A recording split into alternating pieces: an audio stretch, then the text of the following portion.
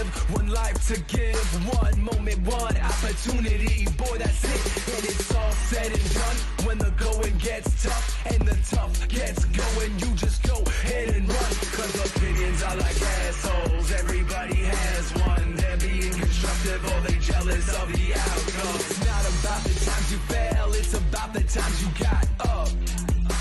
And I don't even care what the fuck your excuses is. Fact is, you just playing the cards of foolishness. What you think I'm dubious, you gotta get up, get going and just move on. Don't look towards the past, you gotta groove on. You procrastinating now, you gotta get that motivation. I already created a track called Inspiration. Gotta get up, get going and get fucking hype. Go. Welcome everybody to Wrestling Talk Now. It is your boy, I forgot to put the light on. Hey, it is your boy Justin JLB. This is Thursday Night Rundown as it usually is, and I run it down with my favorite co-hosts of this lovely podcast. We're going to start it off with the crazy one, Kid Crazy. How goes it, good sir? I'm feeling great and on par for this crazy episode of Wrestling Talk Now. Hope everyone's doing fine. There you go. And of course, we got Mr. Big Red in the building. How's everyone doing, guys? There we go. Very energetic, guys. I love the enthusiasm. So fucking on point. Woo! So the PWI 500 list came out. And of course, this list is more kayfabe oriented. It's basically based off wins and losses. And of course, you have your tribal chief as number one. So now he's not just ahead of the table, but he's ahead of the PWI 500 list for 2022. And along with some noteworthy names. We got Kazuchika Okada as number 2, CM Punk as number 3, Adam Page number 4, Bobby Lashley number 5, Cody Rhodes number 6, 7, Bryan Danielson, AAA champion Vikingo, I probably pronounced that wrong, as number 8, Big E as number 9, and Jonathan Gresham as number 10. Just in case you're wondering, Adam Page is 18, Seth Rollins 17, MJF is 16, and Moxley is 12. Seth is what? Seth Rollins is 17. Keep in mind, this is win-loss records, right? Yeah, so, the biggest wins losses is a big part of how they put this all together. Technical abilities, obviously mic skills, and the way they were pushed. So and something important, and it's from June, exactly, from June July 2021. to June. Yeah, from July to June. So that is why I guess Big E is still on the top 10. He had a big portion of that year, the first portion of that year from July to June, that he was on fire and champion. I guess the only one I really have a problem with here, and I think you guys will guess my my problem here, will be at number 3. Phil? Yeah, I understand he had 24 matches, so I think I read that correctly in the resume of that PWI top 500. 24 matches. Right. Yeah, 24 matches in that time period. So it's much more than I thought. I was going for 10 to 15. I thought he had. I thought like 7.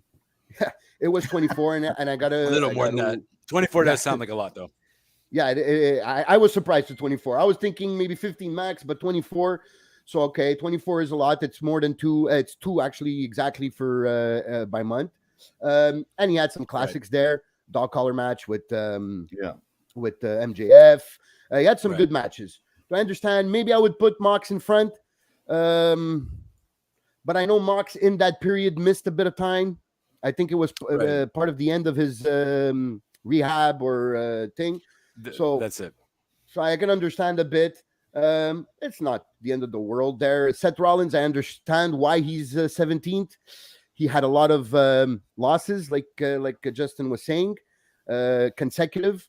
There were big matches that he lost. So I can understand.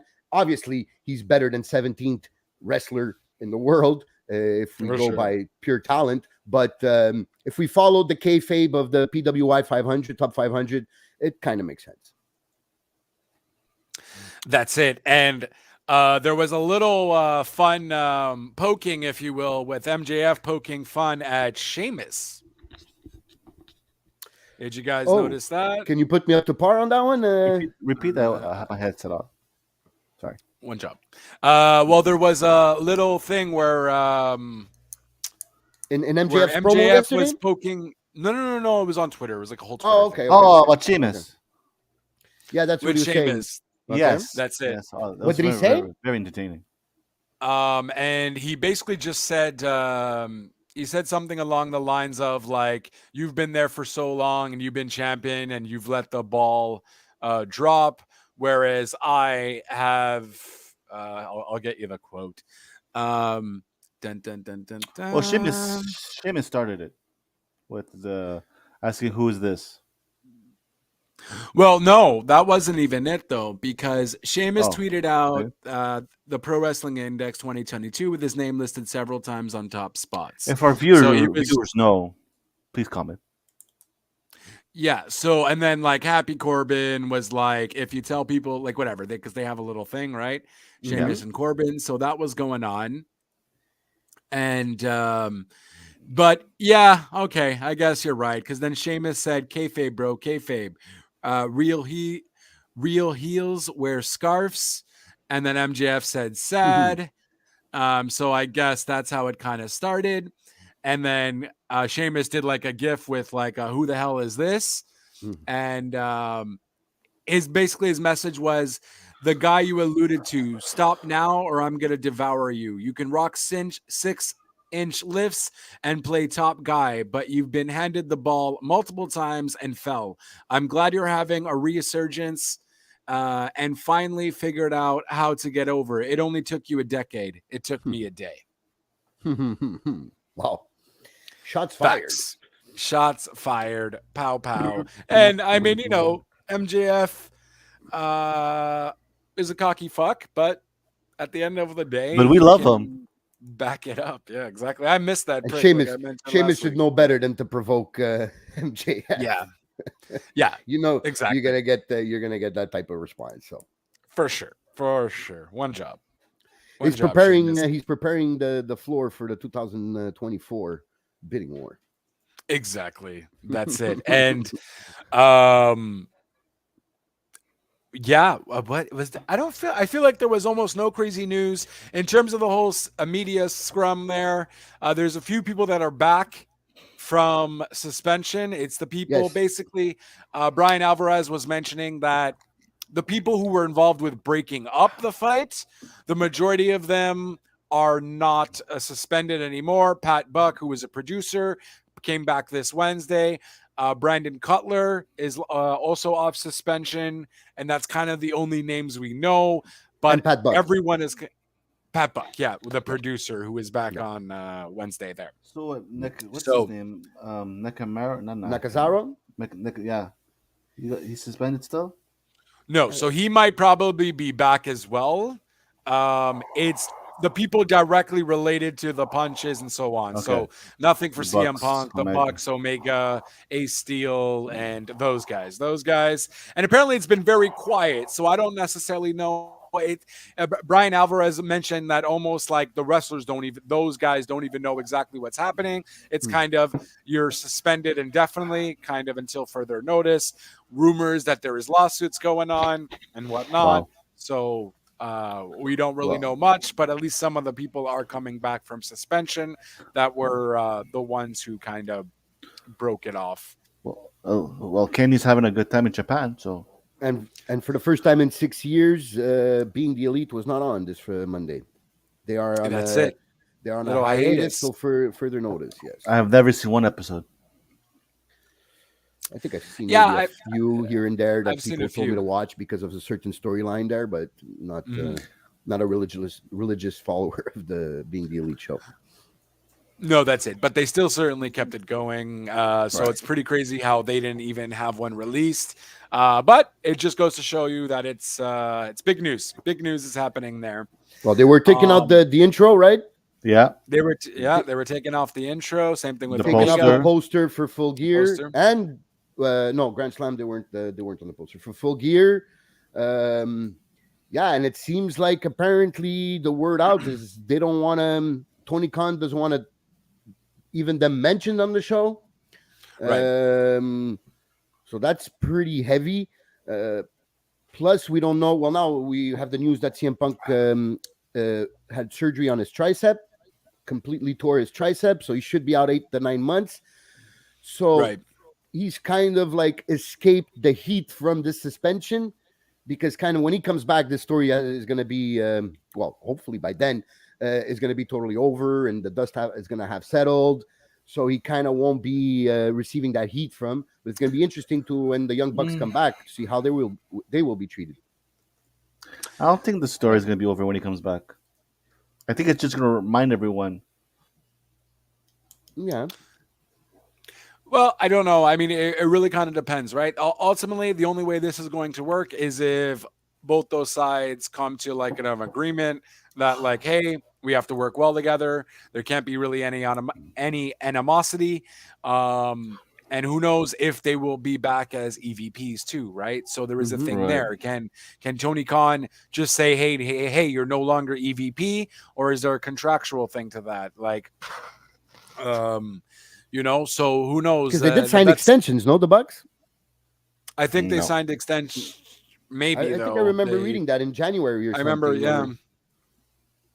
I thought their contract was over next year. Because 3 years, they had signed original 3 years. So that they had signed January 1st, 2019. So January 1st, all around January, that's when I remember hearing or them posting something about an extension, and they were still EVPs. But now it's surprisingly we hear the leaks. Well, we saw the leaks actually, where the Young Bucks are putting out filters, kind of to like know the test the waters about a possible run with WWE. Even yesterday, I saw Kenny Omega. Well, not him, but I mean a rumor that Kenny Omega might be interested in a short WWE run.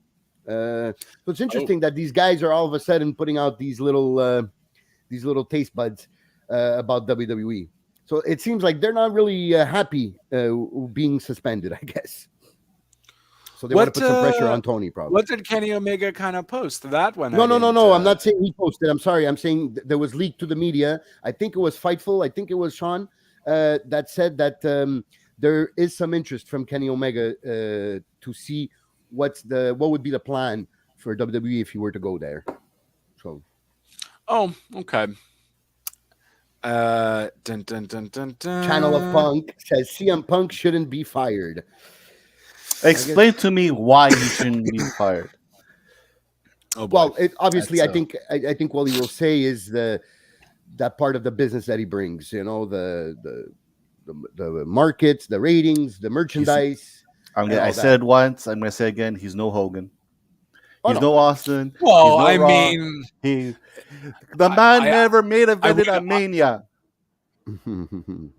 Okay, but I mean, aside from that, though, the man came back from a 7 years hiatus and literally gave Rampage the highest viewership it had ever gotten off of a rumor. Like, you can't deny what he has brought to the company, and you can't deny that he does sell. Okay, that is fact. That's why Tony Khan gives no denying that. Yeah, there's no denying that. That's why Tony Khan gives him the reins that he does. But at the end of the day, when you do have an ego like CM Punk does, you gotta find a way to control that, or else it's gonna be, he's just gonna take over, and a one-man power trip never really works out in a team sports world. So, there's no denying. And to confirm, it really depends on. To confirm what JLB is saying about the strength of CM Punk as a marketing tool, last year All Out did 205,000 buyouts. for All Out. This year they did 136,000, if I'm not mistaken, 136 or 146. So we're talking about more or less 40,000 buys less. This also confirms, as a guy who rarely buys wrestling fucking t-shirts, I got me the fucking CM Punk Street Fighter one when it fucking came out as a limited edition. So for a wrestling fan like he's never me, coming back. That might be a collectible. Yeah. Hey, that'd be fucking great. You could frame it. Yeah. So there's no denying that part. Obviously, the importance or what he can bring to a business side of a wrestling company.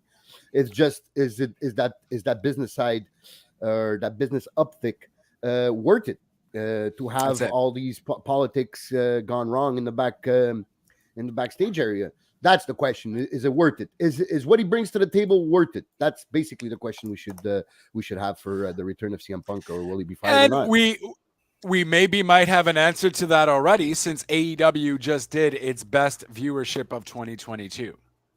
Yep. And this was a show without CM Punk.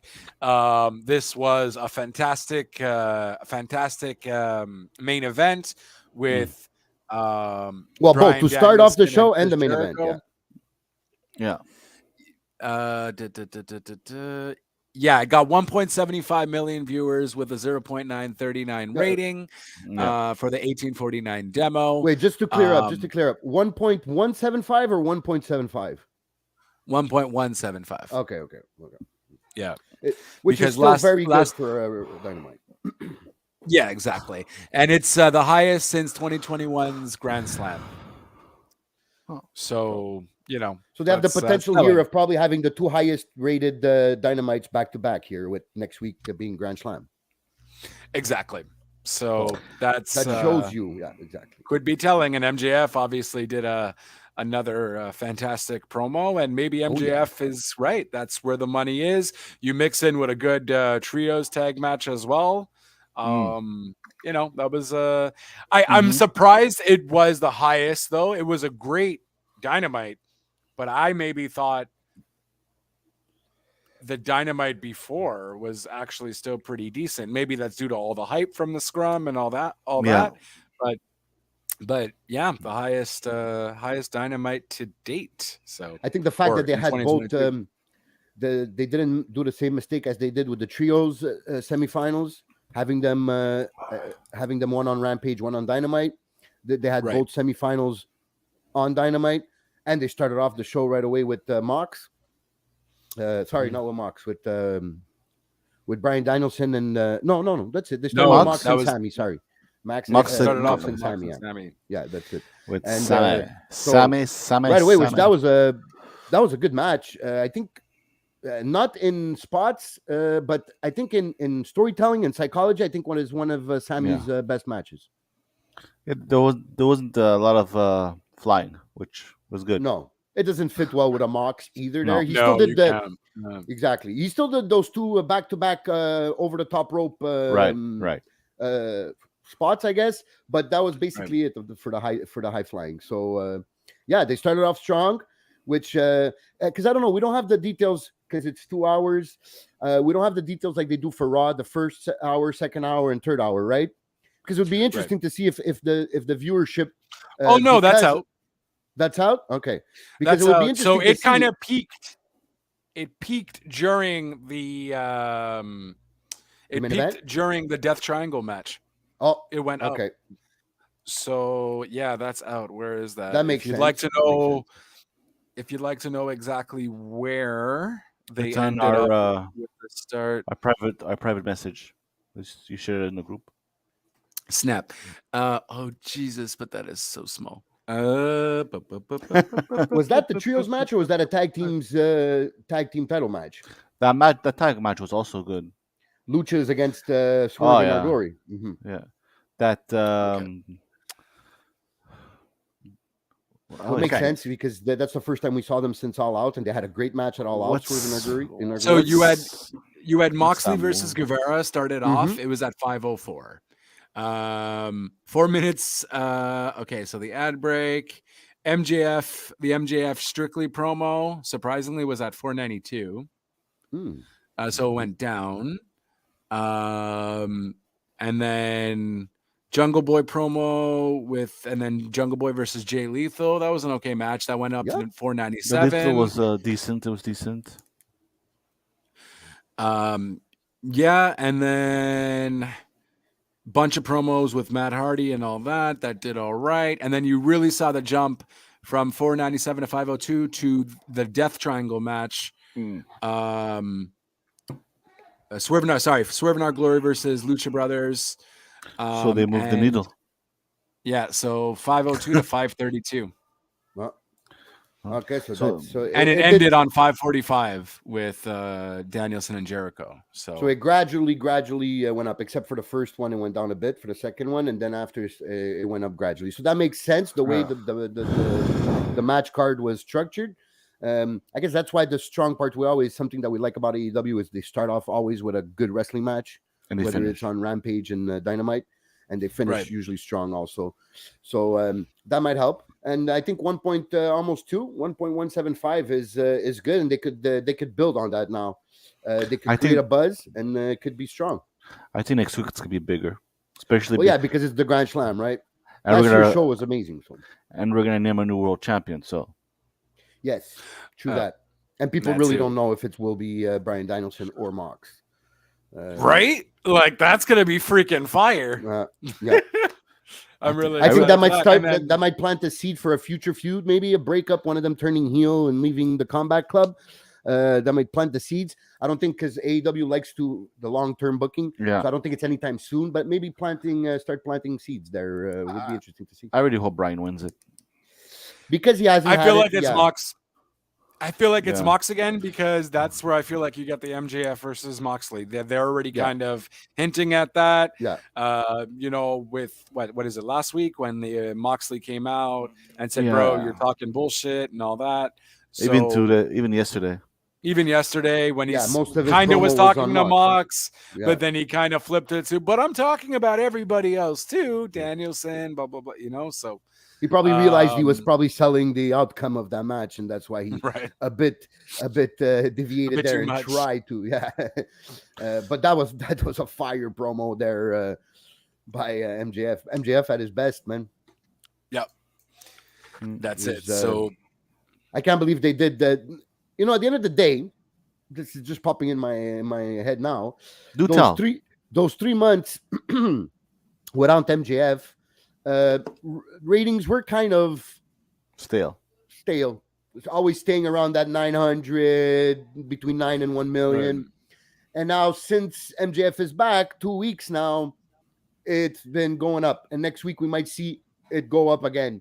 So is the real needle mover here MJF? I think if you have MJF, you'll be all right for Tony Khan.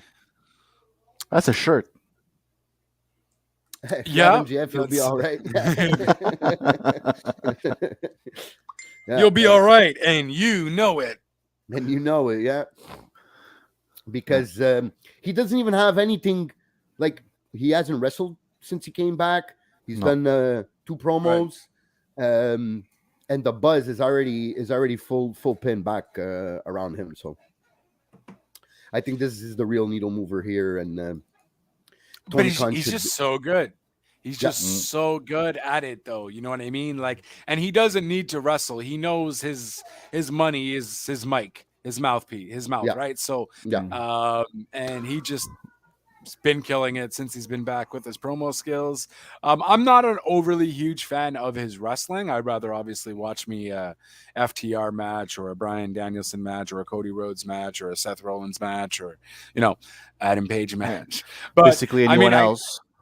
almost anyone else. I would rather watch an MJF match than Peter Avalon match. You know what I mean? So I'd definitely rather watch a Miz match instead of MJF match. Can we mute Costa right now?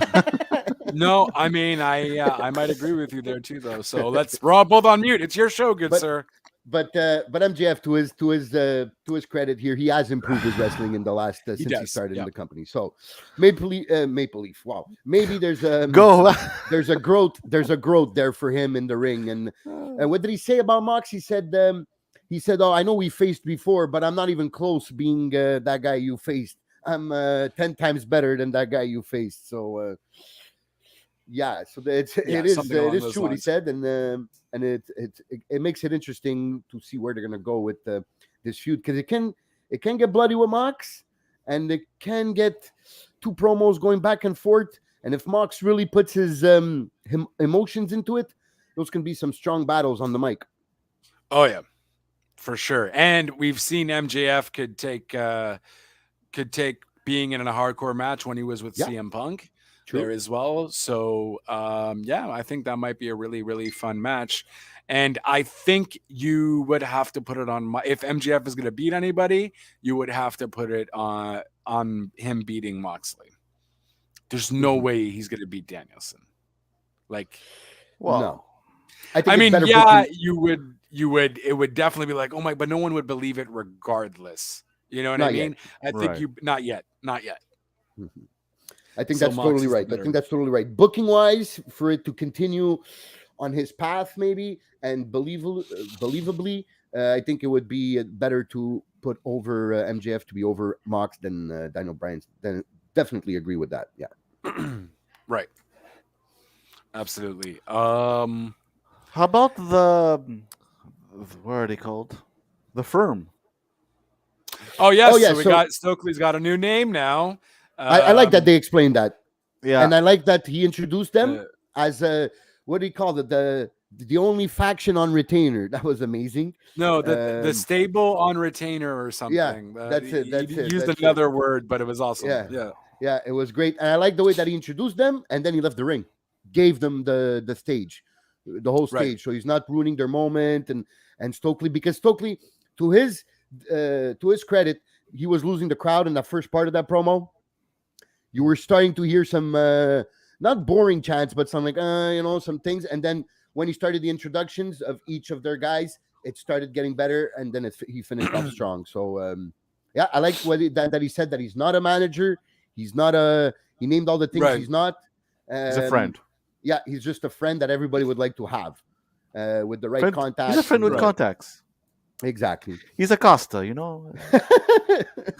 That's it. He's good. I enjoyed it, and now I hope. So now, what I wanted to know there about that, because he did mention her a bit in that promo, is where does that leave Stokely with Cargill, with Jade? I think it just still leaves it open ended because at the end of the day, he's just the networking guy. He's the guy that doesn't have sides. He's the guy that will help you out. Just don't kind of cross him. And I think that's why they left it like that, because he can show up at any time to be your friend if, he sees money in you. So maybe that's it. Maybe. Or maybe they don't want to maybe mix, because all things fair here, this stable, the wrestlers in the stable are kind of mid-carders, we could say.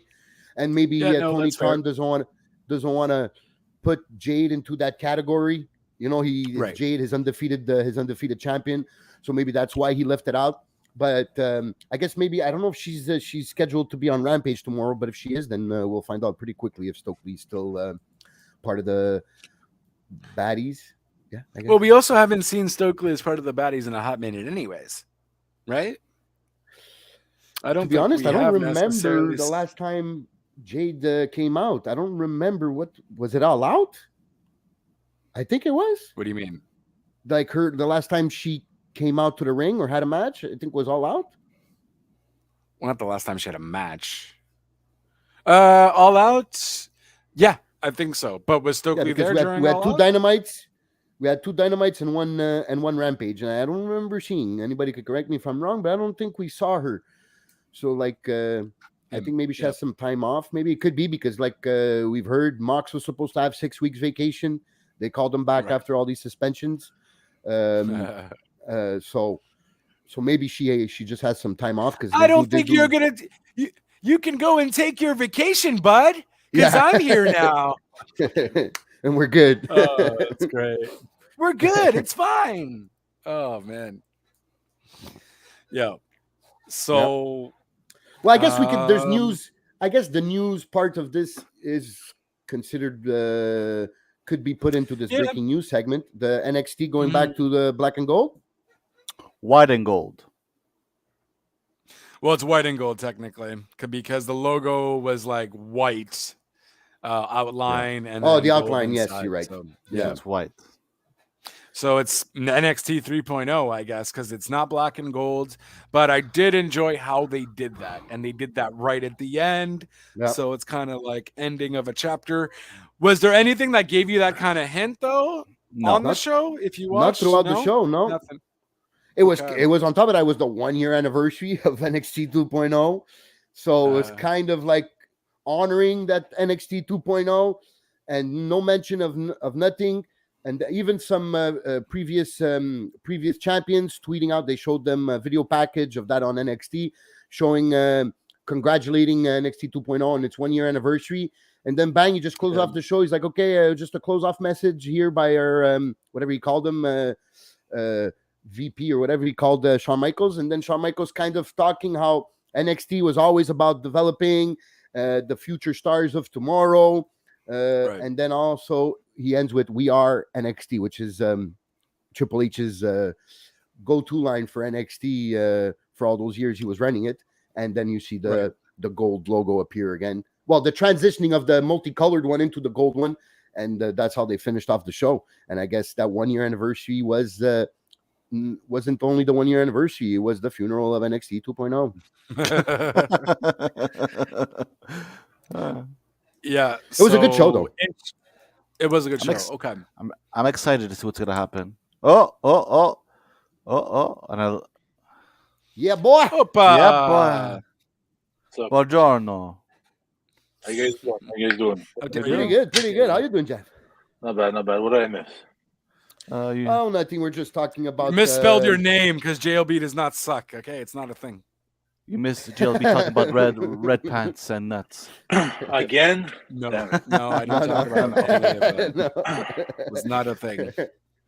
No, we're just All going jokes. through some breaking news and some news that happened this week, some ratings and some stuff. And now we're talking about we finished talking about MJF's promo, and now we're talking about how NXT.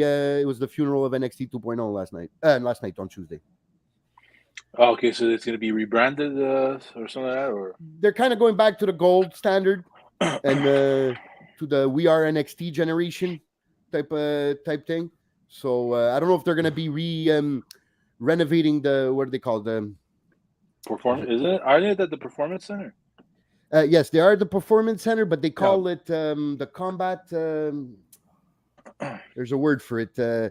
Yeah, I know. There's a specific name for the. Yeah, they made a name, Combat not Gladiator, Coliseum or something like that. Something Okay. something to do with that. I would like them to go back to Full Sail University.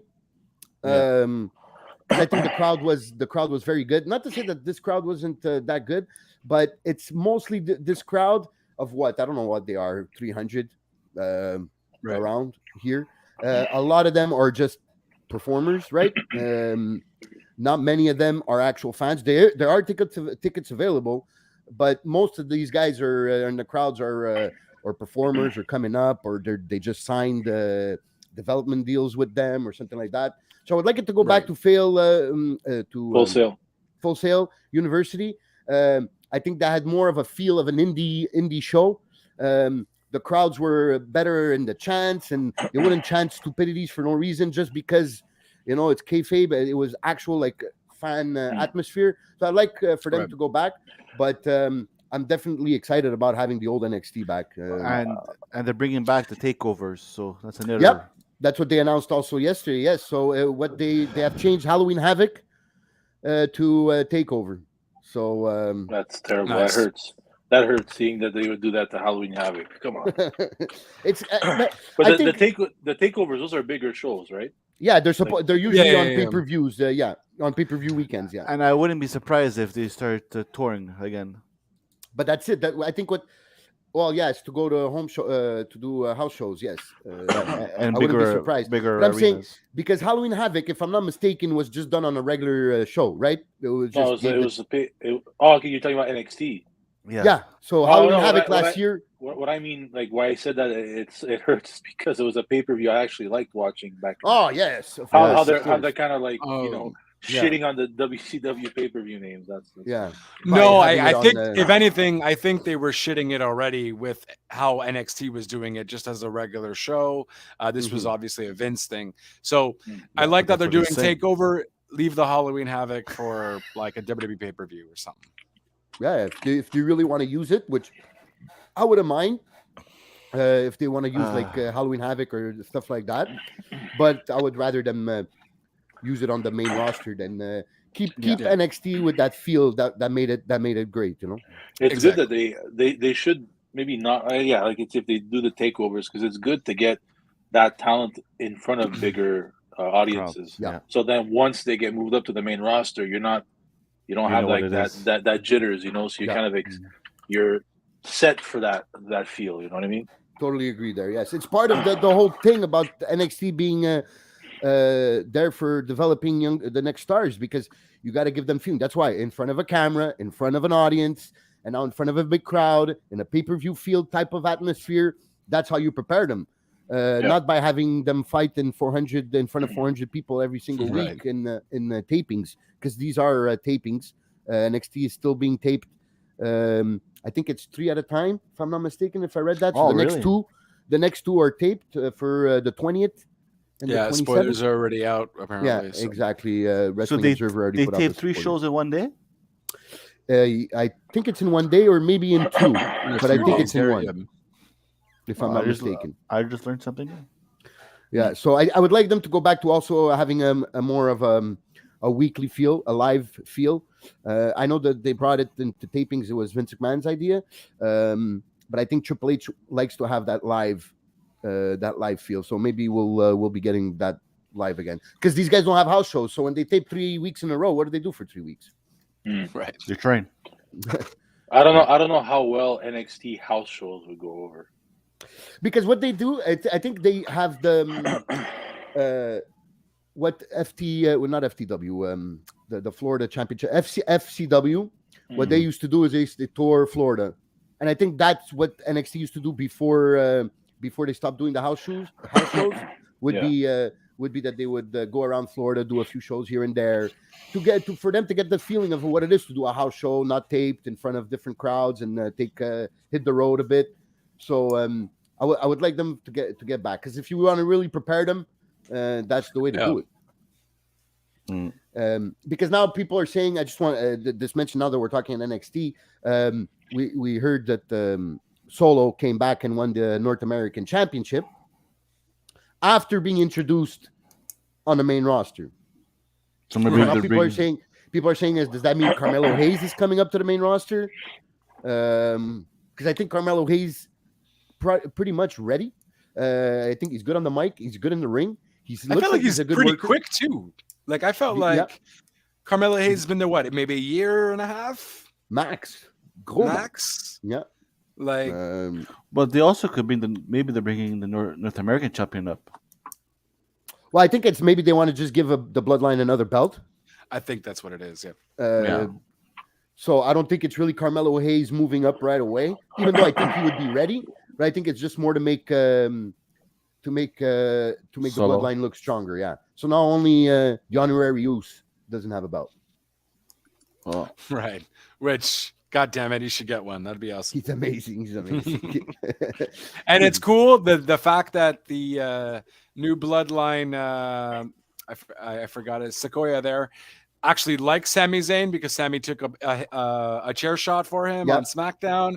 It's freaking awesome. So I think it's Jay is the only one left out that still doesn't like Sami. So. Yeah, and they're trying to keep the peace. The other two are trying to keep the peace between them. The storyline is being well put out, and kudos to Sami Zayn, man. He's making it work. He's making it work completely. And, when he's like, "Okay, everybody, put up your ones." It's hilarious. And then even when Rikishi was like, "Oh, my 3 sons are in." Who's Rikishi? Rikishi. even when Rikishi said on Twitter, he's like, "Oh, my 3 sons, I'm so proud. I'm a proud father." And then Sammy was like, "Well, it's kind of like 4 sons." And then he shows a picture.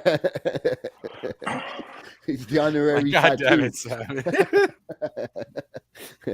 We're gonna see. I don't know when, but soon. New tag team titles coming. Well, new tag team for both, right? For the women's and the men's. The men's, yeah. I think the men's needed a new revamped look. The women's haven't been around that long, but maybe Triple H just wants to have a new beginning for these belts because they were never, especially the women's tag team, never were used to make look like they're important belts, and I think that's why he wants a fresh start and he wants to make it look like they're important belts. So they've done that in the past too, where they kind of had a refresh of other titles. Mm-hmm. So. I think but what I read is that the women's titles stay the same, just with the black strap. That's what I read. Okay. Yeah, I think they got to get rid of this whole blue and red. I get you want to signify that one's on Raw, one's on SmackDown, but it also makes the belts look a little bit cheaper. Mm-hmm. So I think maybe he'll probably stick to getting everything with the black strap. And Triple H is very old school, so hopefully he brings something more old school. Because those old titles from '98 to me were the best tag team titles they had. Which ones were those? The ones with the globe in the middle and it said world. The old one. The old ones. Yeah. Even the first SmackDown tag team titles were nice too. I think those old ones were nice. Definitely one of the nicest ones, all belts included. The one with the globe and the world, yeah. And we saw some big tag teams hold those belts, so they mean something. At least in my because in my now eyes. they just have 2 big quarters. Yeah, because basically, they do look like quarters. Well, they do. Yeah. So it's time they change it, give it a new feel. Speaking of the Usos, there potentially might be Roman versus Logan Paul.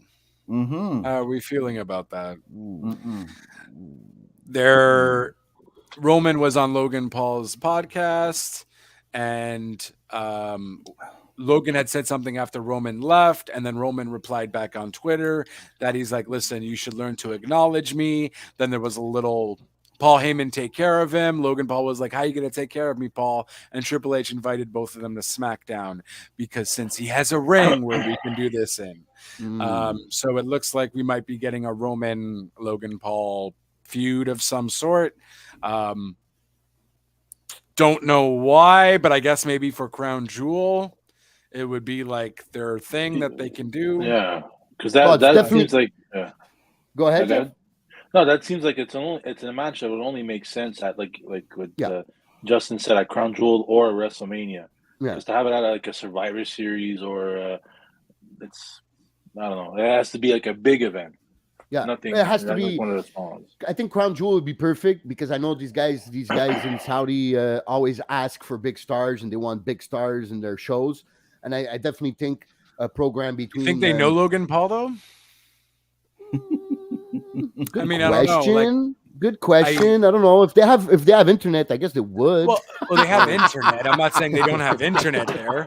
I'm just saying, like, I don't know. I feel like he's very popular. It's a North American thing, if anything. Yeah, it could be. You know what I mean? No, I was just kidding. But it could be that they don't know. They don't know Logan Paul. I guess maybe they know Jake Paul from the boxing. Maybe most probably. Maybe right.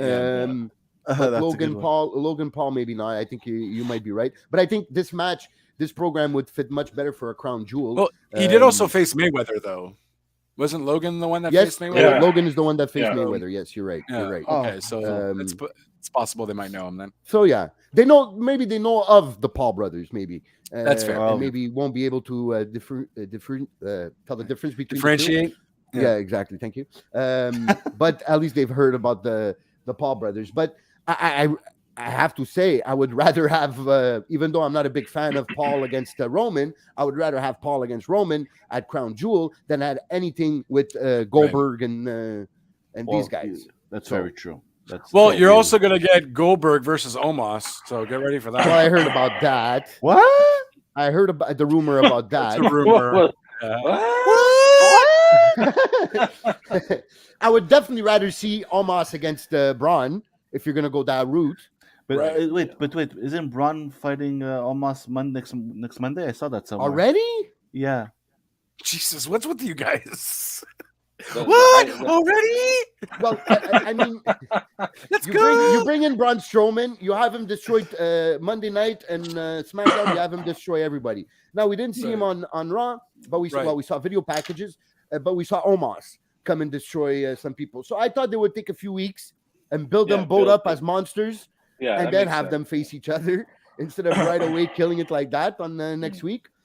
But okay, I guess. They don't have to have a match. Maybe they'll just have an altercation. Maybe it's like a showdown or a face to face off. Yeah. Okay. Because I can see, they brought Braun back, and Braun is the athletic big guy, can go on the mic also. Looks like he has a personality, where Omos is just the guy with no facial expressions and just there. None. So got nothing. Yeah. So maybe a feud with Braun can, I don't know, bring something out of him that we haven't seen before. Two big guys like that go at it. I almost feel like you don't want to bring Braun to Saudi Arabia, though. I just feel like, I don't know, it wouldn't be, just with his beliefs of certain stuff and so on, I don't think he would like it there. Well, he doesn't have to call. He doesn't have to shoot. He might not like it. There's a lot of wrestlers who didn't like it when they first started going over there, and they did it anyway. So that's true. Some refused to just plain out go. Like Daniel Bryan just didn't want to go. RVD was one of them too. Yeah. If I'm not mistaken, did Sammy ever go? Well, no. Sammy's not going to go because Sammy doesn't want to get murdered. Sammy doesn't believe in going. It's more, Sammy. It's not, even though it is political, but I mean, it's more security. Yes. Him. Yeah, you're right. Yeah. Okay. Right. So Crown Jewel, which is in October, right? Won't go for that reason too, because he would expect Sammy, Kevin Owens. Yeah. Oh, okay. Yeah. Mm-hmm. Out of solidarity with Sammy. Okay. With Sammy. Yeah. I understand. Because is Crown Jewel like a separate? Is it a pay-per-view? Is it like it's going to be a pay-per-view? No, It's on October. Or it might be late October or something. Because I think the next one is Extreme Rules. Yeah. Next one is Extreme Rules. Yeah. Okay, it's on the 8th of October. Okay. So and then I think you have Crown Jewel at the end of October or something. Okay, I guess it's in Saudi Arabia. Yeah. Yeah, they should do it before the World Cup. Don't do it in November. Yeah, because, right. Even though the World Cup's in Qatar, there's a lot of people are gonna travel over to Qatar to watch that. So. Mm-hmm. Yeah, they would be smart to do it before that. Yeah, I think to have no problems with because there might be a lot of these people that go to these WWE shows would be people that would want to go see the World Cup in Qatar, which is a short flight away. I think you could even drive, if I'm not mistaken. So, oh wow, okay. So that would be. It would be. I think it would be end of October. If I know, probably JLB is probably checking it out now. I doubt he's checking that out.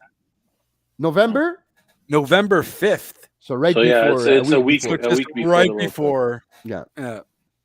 Okay, so that's I guess that makes sense. That would be their November. So that means they would have two pay-per-views in November. Then I guess Survivor Series would have to be at the end of November. Mm-hmm. Mm-hmm. Which it usually is, no? Is it? Yeah, it usually is. I think, anyways. So last week, it used to be always on the weekend of American Thanksgiving. That's right. Yeah. So they've moved it around once or twice there, but usually it's around that time period there.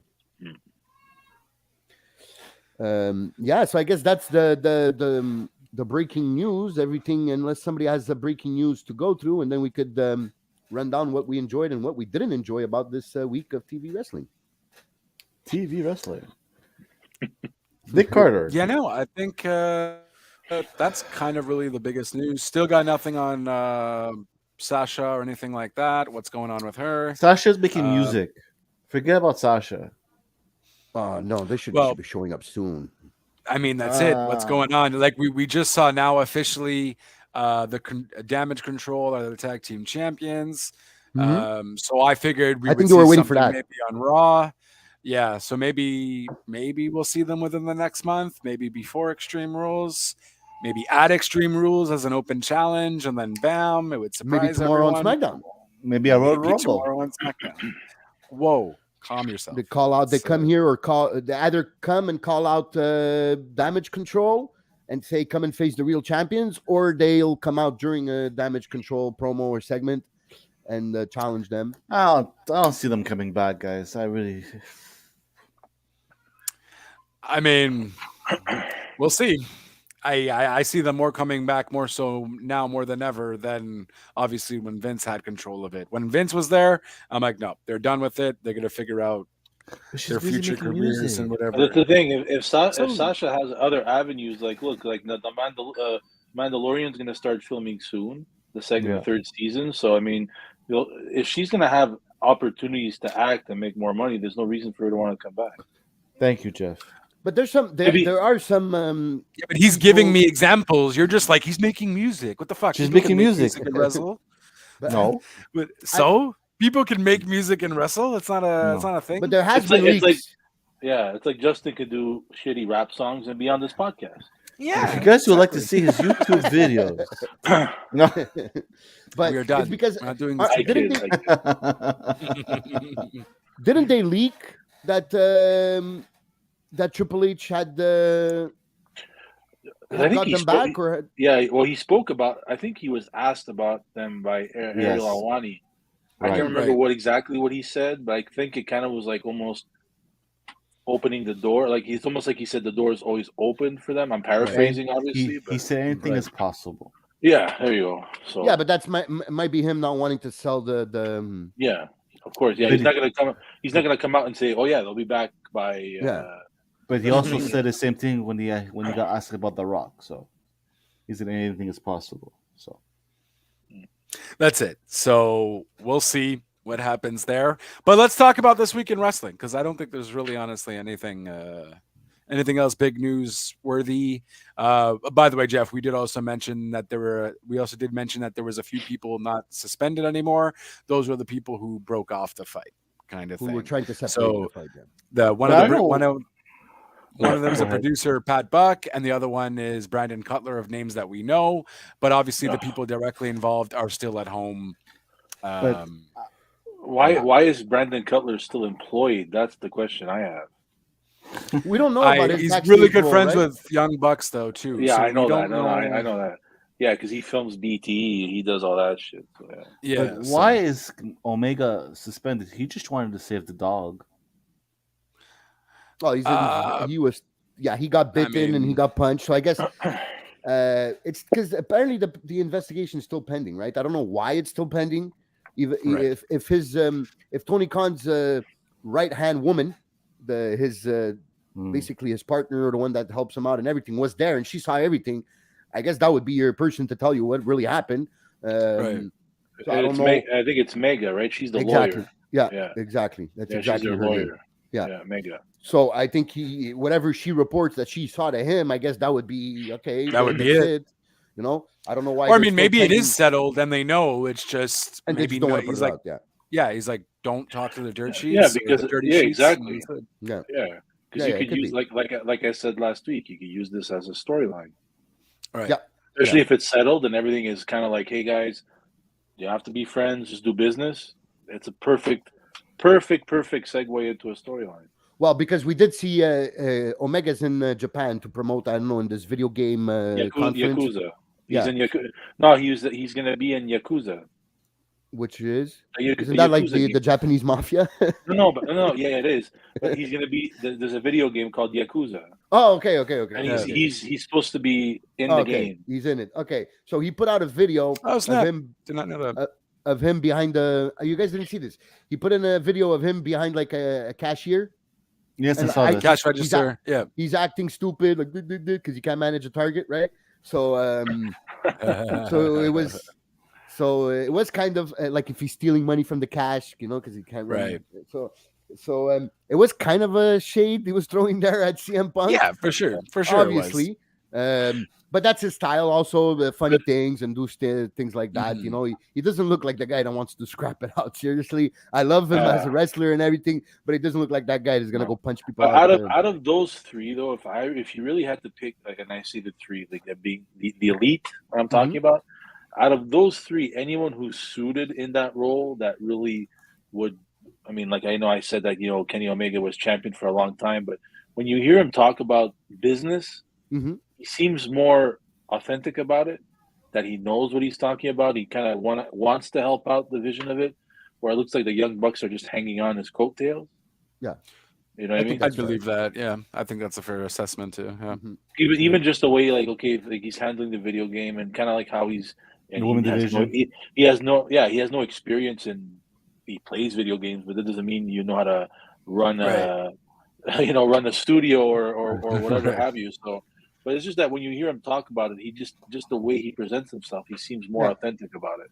That he cares more about how the company does, whereas the other two, it's almost like, hey, let's hang on to his name and be a part of the ride. Yeah, because you've seen it in the past when he's done the conferences, when he's explaining the game. That one where he went dressed as Steve Jobs was amazing with the jeans and the turtleneck. He really went all out there to present that game at that conference. All out, and you see them double or nothing. Yeah, that he has that the professionalism in him that can do it. I don't think the Young Bucks. I think the Young Bucks still have that frat. They're still very immature. Mentality. So I totally totally agree with that assessment. So that's why I think that's why CM Punk, when he called out the EVPs, I think he was talking about the Young Bucks and not necessarily Kenny Omega. And it's just the way it came out. Obviously, Kenny Omega felt targeted because he's an EVP. Right. So, but I think CM Punk was really just directing that at the young kids, Young Bucks, sorry, than anything else. But that's it. That's it. So Rampage, we had a pretty good Rampage actually. Some really good matches, and Claudio against Daniel Garcia, and Daniel Garcia being crowned at home in Buffalo was a strong match. Really enjoyed that segment. Really enjoyed the end of it, where Daniel Bryan puts the belt on Daniel Garcia. Yeah, I think that was a good reception by the crowd. A good, very, very good match. I think it's one of the Rampages I enjoyed the most in recent. And that was the main event, right? Yeah, that was the main event. That finished the show. Yeah, but I think it was good for Daniel Garcia because he kind of gets away from being that underling part of the JS. Right. But I wouldn't put him in the Black Bull Combat Club unless you're getting rid of Wheeler Yuta. Yeah, because they're both the same type of guy. They up and comers. So they were plus he fits that group more. Like as Wheeler, right? No. Daniel Garcia. Mm-hmm. Garcia. Like, Wheeler Yuta is a good performer, but I think he's more that high flyer, that high spot kind of wrestler. Yeah. Whereas Blackpool Combat Club is more built on that aggressiveness, technical brawler. Yeah, and which is why I think Daniel Garcia suits more being in that group than Wheeler Yuta would. Yeah, I think we saw the seeds planted for that by giving Daniel the belt. Slowly, I think we'll see less of Wheeler Yuta. I think Wheeler Yuta will be a big piece of whenever they get a TV deal for ROH. For ROH, yeah. Right. I think that would be the plan. And at that time, television champion? No, Pure. He was the Pure champion. Yeah, he was the Pure champion. We'll finally see that. We got the news that Samoa Joe on Rampage, that Samoa Joe will be back. So he'll be wrestling. So he came to interfere. And then he was on Dynamite. Was he on Dynamite yesterday? Or was it last week that he was on Dynamite?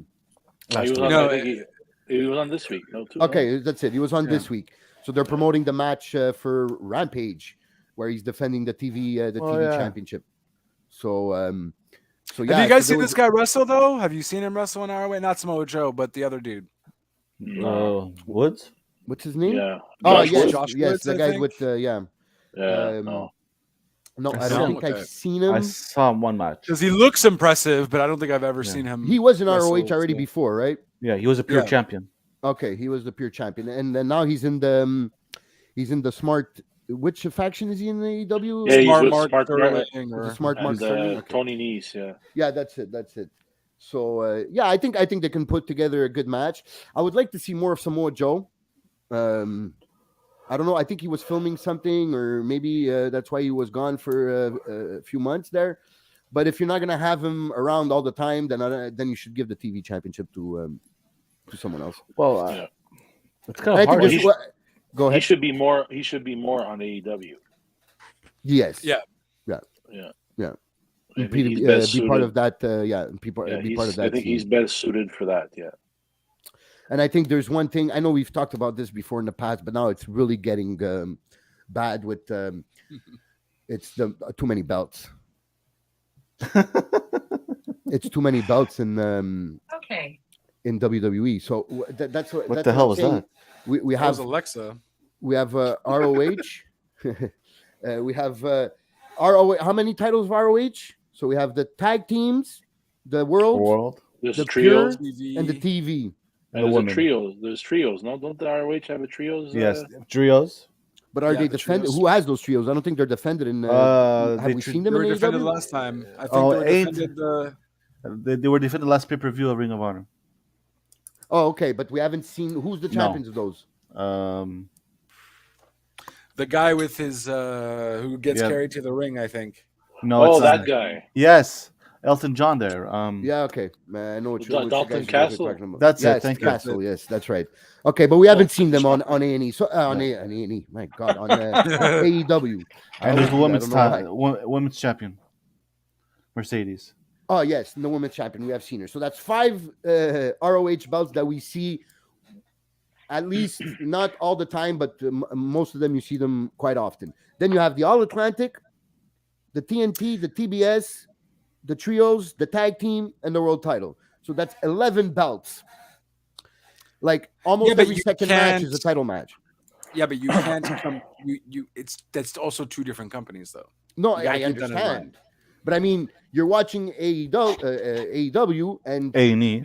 every second wrestling match is a championship match. I think that takes away the glamour of a wrestling of a championship match. But it's also a good way to kind of rebrand. ROH. Yeah, Oh no, ROH. it's definitely good business for ROH. I'm just Yeah, asking, is it good business for AEW? Well, because it's good matches. So I think Well, if it's That's good for the a, question, if yeah. it's Okay. if it's good for Ring of Honor, it's good for AEW. No. As obviously, you guys are talking about the parent company, the whole umbrella. I was just saying for people watching AEW, does that hurt the product of AEW of AEW TV? That's As what I long was as you saying. have good matches and they're not filler matches for the championship, Yeah. where the title Yeah. doesn't change hands or something like Yeah. that, then I think you're wasting a little bit of time. Unless you get a fire match like the Claudio Castagnoli versus who was Dustin Rhodes.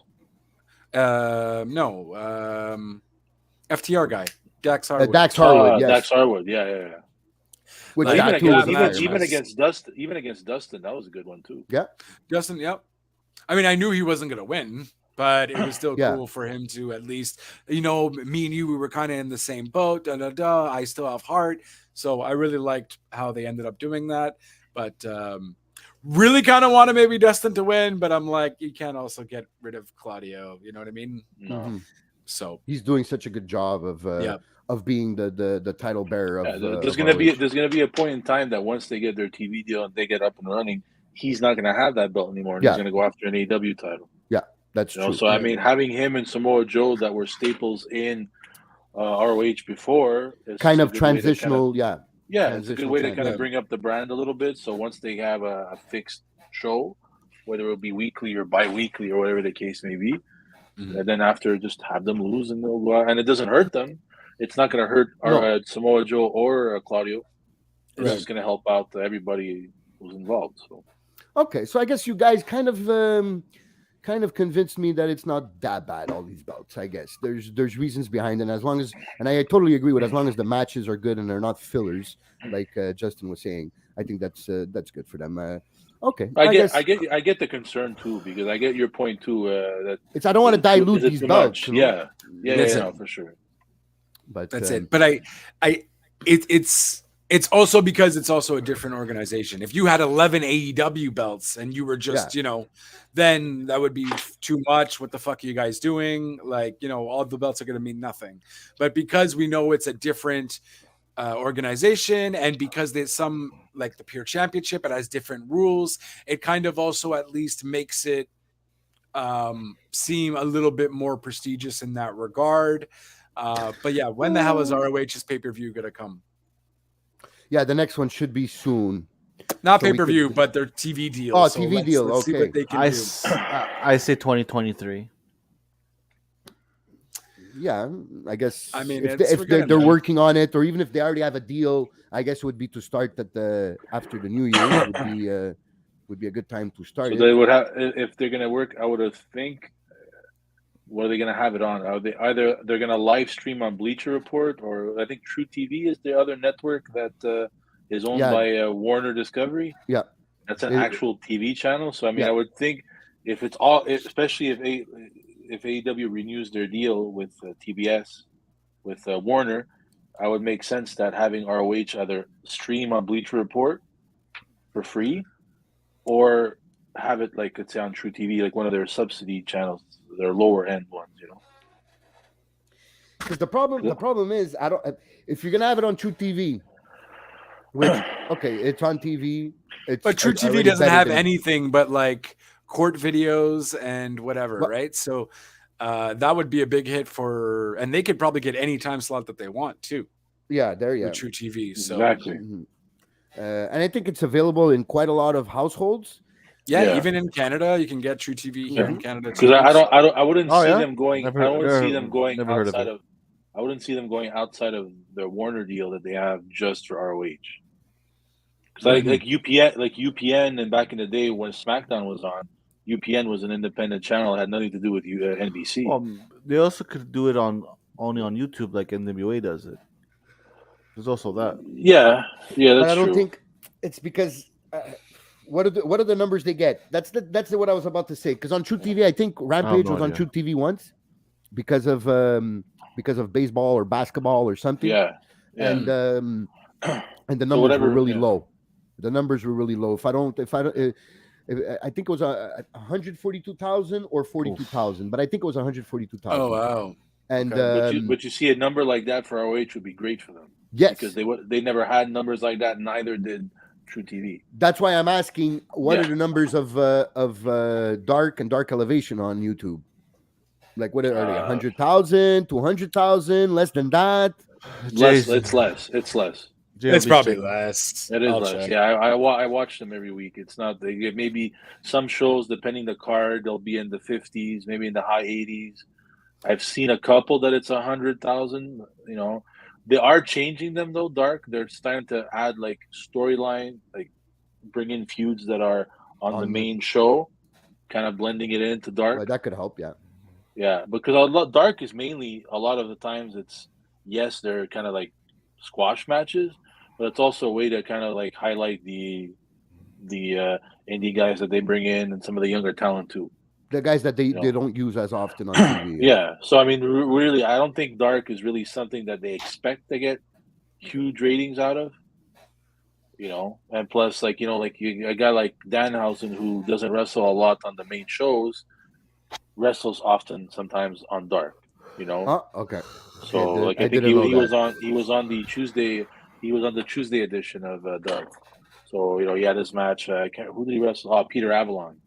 Yeah, those are the guys, the wingman and the Peter Avalons, and those guys are the guys. They're often on there. So I mean, I don't think the expectation is big. Well, they got 287,000 views for their Dark 3 weeks ago. Okay. Okay. So but you're also going off AEW's 3-point-something million subscribers on YouTube as well, right? So. That's not bad, I guess. But that thing, but I almost feel like Discovery though would want to make money with that though. So I don't think it would be a YouTube thing, or it'd be on their YouTube, whatever. But then why not just put it on there? It could be, it could be on the Discovery. It can be on. It's true. I forget Warner. It could be on maybe a subsidy of Discovery. Maybe they have channels. But the thing is, that's it. Will a TV deal for 50 to 100,000 viewers be more get more money than YouTube pays them for their viewers on for Dark and Elevation? Yeah, I guess it depends. It depends the deal they work out with Warner Discovery. And let's see, Justin brought up a good point. Maybe it's an incentive because now next year, Warner Discovery Plus and HBO Max are going to merge together their services. Yeah. So to have ROH a part of that might be an extra incentive. Hey, you're subscribing to our streaming service, but hey, guess what? You get ROH. So that's not a bad thing too. It's a good incentive, yeah. And like just recently, you have a popular show like I think it's ABC's Dancing with the Stars. You have that specifically going on Disney Plus only, and that's the only way you can get it now. So they can easily just do something like that with ROH or maybe even AEW going forward with their deal. Who knows, right? Disney Plus. Only on Disney Plus. No Dancing with the Stars for you, good sir. I guess they want to bring people to subscribers to Disney Plus. That's gonna suck for my mom. That's what it is. You gotta get Disney Plus. I have Disney Plus. You guys heard that the Discovery are laying off 400 people? No. After the merger of Warner and Discovery. That usually happens after a merger like that. Exactly. There's a lot of redundant roles. They don't need two different types of people doing the same job, right? So it's just after a merger, that's what happens. Whoever becomes or is in charge of the division that oversees wrestling is not the same guy from the America Online, the WCW, America Online merger. The WCW deal. That would be fucked. Yeah. Because the problem wasn't the problem wasn't ratings, because even though they had lost a lot of people in the war and everything, it was still WCW. Nitro was still one of the most watched shows on TNT at the time. It's just but they were fighting an uphill battle from the beginning that no one in the hierarchy other than Ted Turner wanted them to be on the show. Exactly. They didn't think wrestling was part of what the philosophy of their network. And from what I've been hearing, that the CEO of Discovery, as far as even let's say stuff that Warner Brothers had, whether it be their movies, he tends to let them kind of do their own thing, but he's also evaluating what works and what doesn't. And obviously, if AEW is able to keep up decent ratings, whereas TNT and TBS wouldn't get them, other than the NBA, I don't think that's going to be a problem. I think they'll be around for a while. Now, if AEW could secure a better TV deal where you have a little bit more national exposure, because now that's another thing too, is Discovery going to really want to more expand, even though TBS is a cable channel, are they going to want to more expand their network, where if they have more exposure comparable to, let's say, NBC does, or Fox, or CBS, It's going to be interesting to see how it goes forward coming in 2023. And the money should be better, just because I don't know if you guys also heard this. They declared $100 million in revenue. So they didn't declare the profits, but they declared $100 million in revenue, which is huge for a company that's 3 years old in the last fiscal year. So that's very good. And that's what a TV contract, I think they pay them $35 million a year. Wow. So in the next TV contract, which it won't be the 250 millions or 200 millions we see from the TV deals with WWE, but if he can get closer to the $100 million mark, I think that would be huge for AEW. I think if the video game does well, I think that could help too, because marketing wise, it's like, oh my God, this company is, like you said, been around only 3 years. They put out a product that's actually well received and it's getting buzz. That's a good bargaining chip you could definitely have. It's hey, listen, yes, we're a young company, but we've proven that in this avenue, like we did $100 million in profit, our video game is selling well. So these are all stuff that you could advertise on TV. So, when is the contract ending? The contract ending is next year? Because they signed a 1 year deal and then they extended it 2. So that would make it a 3. So I think it's very soon. I think by the end of the year. No, I mean they signed a 1 year, 2019 to 2020, and then they extended it for 2 years. Oh so shit! So that would bring it to the end of the year. Yeah. End of 2022. Okay. Well, I don't think Fight Forever would have anything to do because that Fight Forever, I think, is only going to be coming out maybe next year. There's not even a release date yet. Well, aren't they doing the pre-sale? But there's no release date. There's a pre-order, but a pre-order. That's it. That's right. Yeah, but still, if there's decent numbers and numbers the game in the pre-ordering, good enough press, that just helps out your bottom line, anyways, because you have a product other than, especially, and then just if merch sales gets well. So there's a lot of things that'll factor into how much better a deal they can get. Because I feel like you're bored over there, Big Red. You're bored. Oh, I'm sorry. No. Need a coffee? No. Yeah. Okay. I feel like sorry. SmackDown does 2 million on average. I think AEW, if AEW can keep on average around the million mark, I don't see how there can be this big difference, like 35 million and 250 million in the contracts, in the TV deals per year. You have to come more and meet closer to what the numbers are there. Okay, I'm not saying half for half because it's half the ratings, but at least something that is worth what they bring to the table.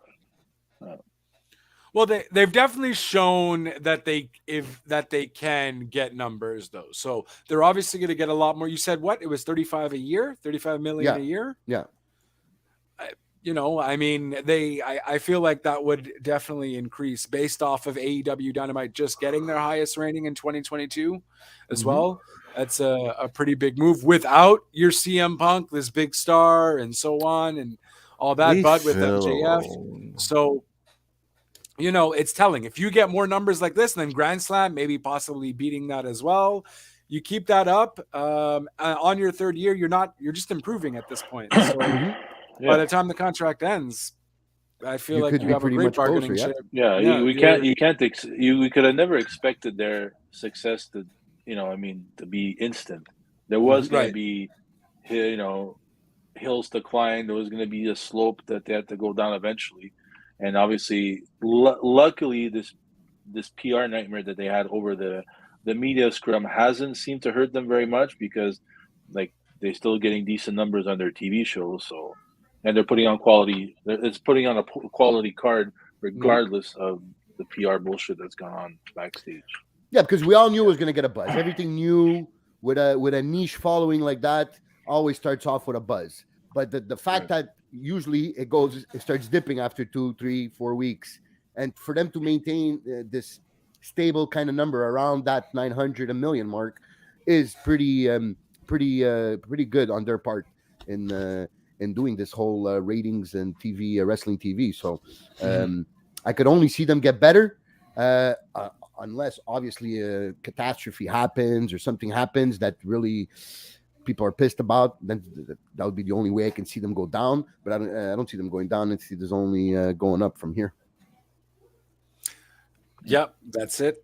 I feel like. So, what did you guys like about Raw? I like the open. I like Seth Rollins opening up. They're continuing Matt Riddle, Seth again. It looks like, yeah. I like Riddle coming to the ring with a mic and just throwing it on the floor right before going in the ring, like making him think like he's gonna answer him with a promo, but he just throws the mic and goes in straight for the fight. True. I actually enjoyed Riddle versus Finn Balor also. Because to put in context, Judgment Day came into the ring, tried to recruit Riddle, and then they had a match, Riddle against Finn. And it was a really good match. Yeah, it was fine. And we also saw the debut of Dominic Mysterio. Well, okay. The re-debut of the bad heel Dominic Mysterio. Well, which I thought was probably one of his best matches. That's not saying a lot, but it's I think the match wasn't that bad. Edge. I think the build-up to it was horrible.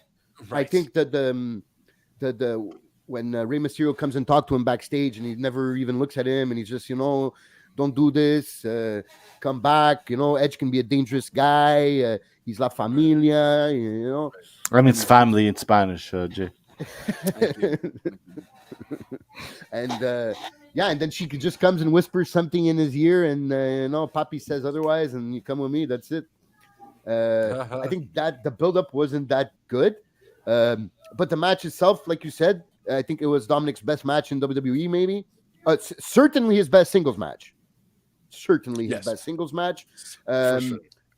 I think Edge did a lot of the carrying here during the match. Yeah. But it was still a good match.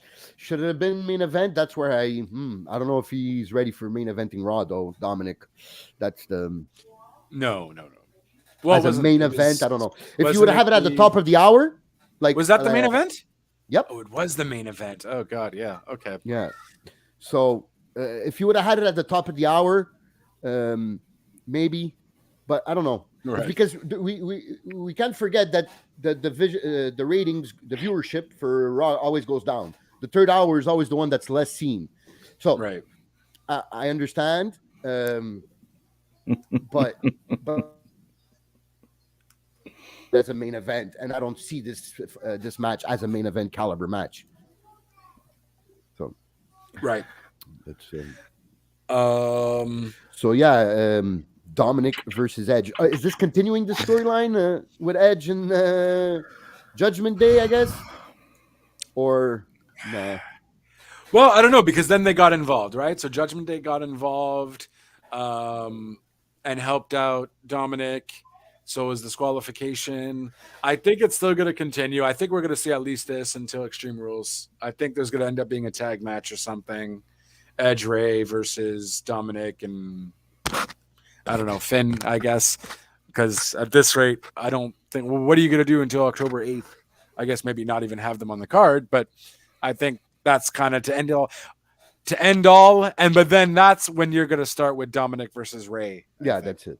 It has to be where they end. I know we said that this last week, but it has to be where this whole thing, Dominic storyline goes. Yeah, right. It has to be Ray versus Dominic. I wouldn't be pissed off to see kind of a Ray and Edge versus Dominic and Rhea, though. Yeah, I'd be kind of down for that too. I don't think they're gonna put a woman in the match though, just because they don't do that, right? They don't. I would like to see Dominic and Rhea come out on Lowrider and with Latino Heat t-shirts. That would be cool. They can definitely. I guess that's the only reason I would like to see Rhea and Dominic. It's crazy how Rhea has the most. She has the most personality in that group, though. Like I feel like if it wasn't for Rhea, like no one would give a shit even more than. That's why this group ain't gonna last long. I think that's why Rhea. They should give the helms of this group to Rhea completely. Make just her the real leader of this group. Make her exactly, because I don't know, Damien.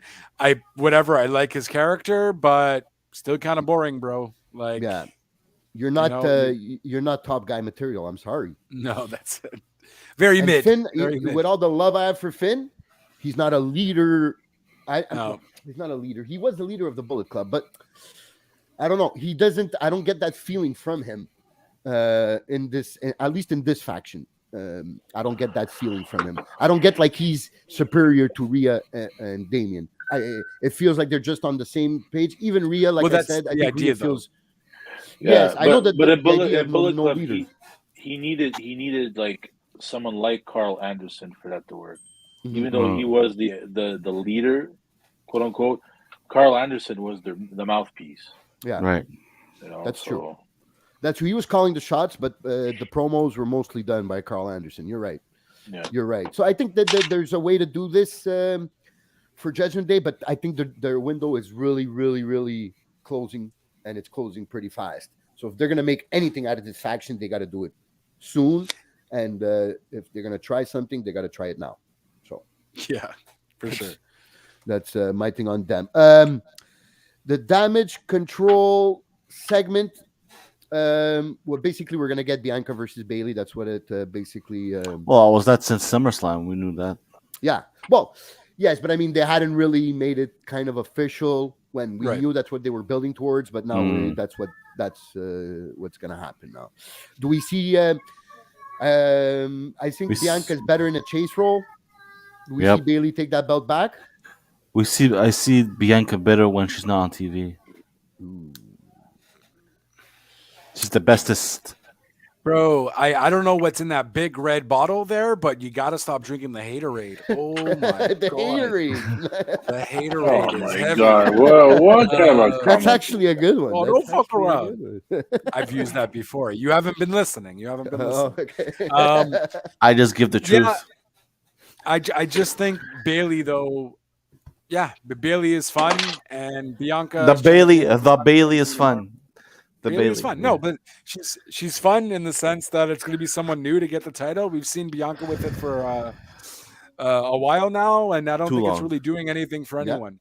Yeah. So way I think too long. her chasing the title would probably be a better suited for now at least. She needs a new gimmick. Oh, that won't happen. She's too popular. I mean, she's too popular. Too much There's no way they're merchandise gonna do it. sold. There's Yeah. too many people asking for her. She's too popular for that. I think she's reached her peak in babyface champion popularity, but I Right. think I think she can maybe not turn heel right away, because then that would be hurting her popularity. But Right. but chasing it for now would be the next step. And chasing it, maybe I think there she can grow a bit.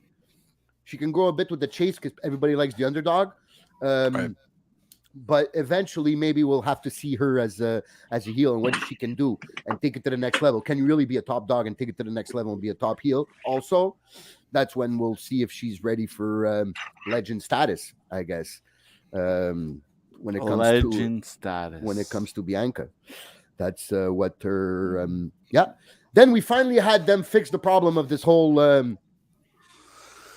pinning the wrong person tag team women's match. They fixed it Right. wrong. Because was this okay? I'm not sure about this. Maybe somebody it's been talked about, but was this a mistake that they did? I'm not saying kayfabe. I'm saying for real. Was it a mistake they made and now they wanted to correct it, or was this the story they wanted to tell? I think it was the story they wanted to tell. Because I feel like it was a mistake though. Yeah, because what the fuck was the whole point of this? yeah. Like, Unless did you it was just for Clash at the Castle, they needed the Dakota and Dakota. Well, they needed the control narrative to no, not the control narrative. Oh, the damage wrong. control. the damage The control, damage control. faction to go against Asuka and Alexa and Bianca. So maybe that's why. Because I don't see any other reason why you would give this belt to that tag team for 2 weeks and then take it back from them. Because now obviously you want a heel tag team to go up against the Sasha and the Naomi's. So, but why do this? Why? I feel like it was a mistake because they didn't even mention it for a whole week. They didn't mention nothing, and then a week later, until the world mentioned it on Twitter Exactly. and everything. Like, oh well, people know. So Trips is like, okay, I gotta Yeah. at least do something about it. yeah, because it So, was yeah. mentioned during the match. But it what's his name? I think it was. I don't know if Smith? it was Corey Graves Graves. or Cole. Yeah, and one mentioned it, and then the other one like shut him up real quick, and then they never mentioned it again for a full week, and then all of a sudden, bang, they're doing it. So I think it was a mistake, and now they're correcting that mistake because I think the right people to hold those belts, at least for now, is definitely Kai and what a great match that was. Kai and Io are Great tag the team. real deal. Yeah, great Yep. tag team. I really enjoyed that match also, and it was not a short match. I think it went 14 minutes, if I'm remembering correctly. I think it went 14 minutes. So I like also the fact that they're giving. I know I've said this before about more wrestling, but also more wrestling for the women on these shows. When is Charlotte coming back? Supposed to be soon. Spoken like a true mark. No, I was just asking. It's supposed to be soon, but I guess they're waiting for the right moment to bring her back to get the right pop. This next match was my match of the night, though, and was Johnny Wrestling versus Gable. Shush.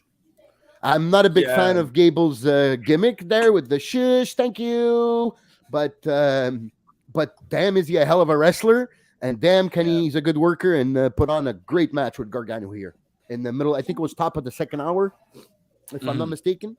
So yeah, it was a great match. So it was a great debut on the main roster for Gargano there. Yeah, they really got to do a lot more. They really got to do a lot more with Gable. I felt for a long time. He's a phenomenal wrestler. This guy. Yep. He's been given shitty opportunities with the Shorty G and this and that, and like I was that to me was my match of the night. Gable versus Gargano. No, it was a fantastic match. But obviously I knew Gargano was going to win, and it just part of me was like, fuck, man, Gable deserves better kind of thing. You know what I mean? But fucking poor guy, he's almost like in a Ricochet mode. You know what I mean? We're like, we'll use you to do whatever. We know you're great workers, but this is all you'll kind of be. You'll be the jobber, if you will. You know? Or the guy to put other people over. Yeah. Well, that's it. The jobber. The guy to put other people over. I totally agree with that. It's a shame. Like when you know you're watching it and you want to believe that Gable has a chance to win this match, but you know he won't. Like, shit, man, he does deserve better than this. I totally agree with. It's going to be hard. It's going to be hard for a guy like that, though. I think to get back in people's good graces because of all the shitty angles he's been in. So maybe by putting it, he would need a serious tag team run with Otis to start getting. I think he needs a new tag team partner. Honestly, yeah. I don't think him and Otis worked well together from the get-go. They're trying. They work. Well, the amateur wrestling part of it, I get it, but it's just this whole comedy gimmick that ruined it. So that's why I would say they would need to go on a real like dark heel run where they have. But that has been done before with Gable, bro. Team Angle. Alpha was Academy. an Olympic, not Alpha Academy. What were they called? Team Angle. Not Team Angle. But with Jason there, with the Angle's son there, kayfabe son. Yes. It was American Alpha. Wasn't it American Alpha. Yes. That's it. Exactly. So that's already been done, and they've it was done a hell of a better run, man. I think that was the best Gable we had. Right. Yeah. They were the best tag team at that time in NXT. Yeah. So it will be hard. I guess I understand what you're saying, that maybe it would have to be a complete new tag team partner there and go with a new vibe. They tried the single run, but they did it the worst way possible. Right. Shorty G. Right.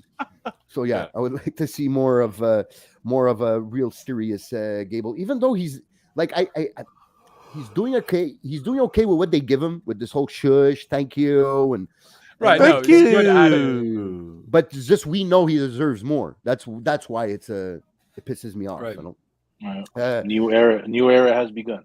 Yes, sir. And my promo of the week right here, bro, is definitely Kevin Owens. Yeah. Was total fire, emotional. I think he's been waiting to do this promo for a while now. This whole promo of how hard I've worked and what's been handed to you. Guys like me and Gargano are what holds all this together, because guys like you, we've seen a ton of them fail. But guys like us, it's what makes the stories of legends, or whatever you say. I'm paraphrasing, but that was great promo, really great promo. I can't wait for them to have a real, like, I would like to see this at a pay-per-view. I think it's going to happen. I think that's what they're leading to, because then they even continued it on the bump. They were on the bump together. I think KO and Theory were hosting the bump. Oh, and they were always getting on each other's nerves and so on. And they work really well together on the mic and all that. So, again, KO seems to work well with anybody. So I don't know if that's just KO being fucking KO and doing his thing.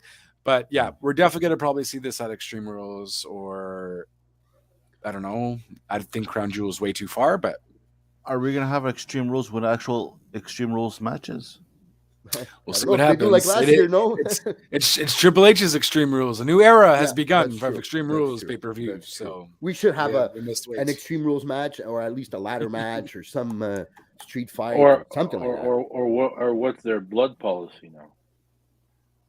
Well, they are PG-14, so they can, bleed. Well, on TV, they never went to. Apparently, they never went to PG-14. Apparently.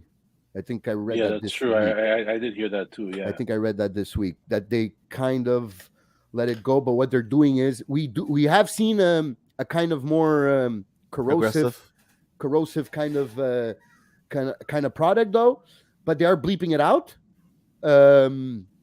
But I read this week that they decided to not go the PG-14 route, to have a more edgy product, but to still do it in the PG format. So, how do you do that? Well, basically, you by bleep it out, swearing, and not having too much blood on TV. But on the pay-per-view, though, they could go all out. They could go all out. Double or nothing. Yeah, but is it because are they still on pay-per-view? At least in the States, do they actually have a pay-per-view that people could order? No, that's why they call it a premium live event. No, they do. They do? You can order it? You can order it, yep. Outside of the WWE Network or Peacock, Yeah, you can actually order it. I think it's $64.99 or no, it's $64. $59.99. And I tell them, just get the WWE Network. What are you doing? You got half a year right there. We'll pay it. But the reason why I brought it up, because if they were still selling actual pay-per-views, there's not much restriction on what you're allowed to have on pay-per-view. Whereas if they're obviously their main focus is on, the WWE Network being on Peacock. I don't know if NBC is. Sorry if I'm making you tired there, John. No. It looked like you were a goner on that one. Sorry. No. Obviously, I'm sure NBC is gonna not want too much going crazy on being, because at the end of the day, it's on their streaming service. Yeah, you know what I mean. So I mean that's why I asked if they were still selling pay-per-views, because you can maybe. Because pay-per-view there's a rating to it, but there's no real restriction. Mm-hmm. It's not like it's not like in demand. There's going to restrict. No, you can't do this. You can't do that. And you won't get in trouble by the TV executives. Exactly. If you go a bit too far, but now that they've really, obviously, as we all know, they've been pushing the network, and now that it's on Peacock, now you're walking that fine line of what you're allowed to do and what NBC is going to allow you to put on the product being on your streaming service. So it's going to be interesting to see where they go. Maybe a little edgy, a little bit different from that kid-friendly product.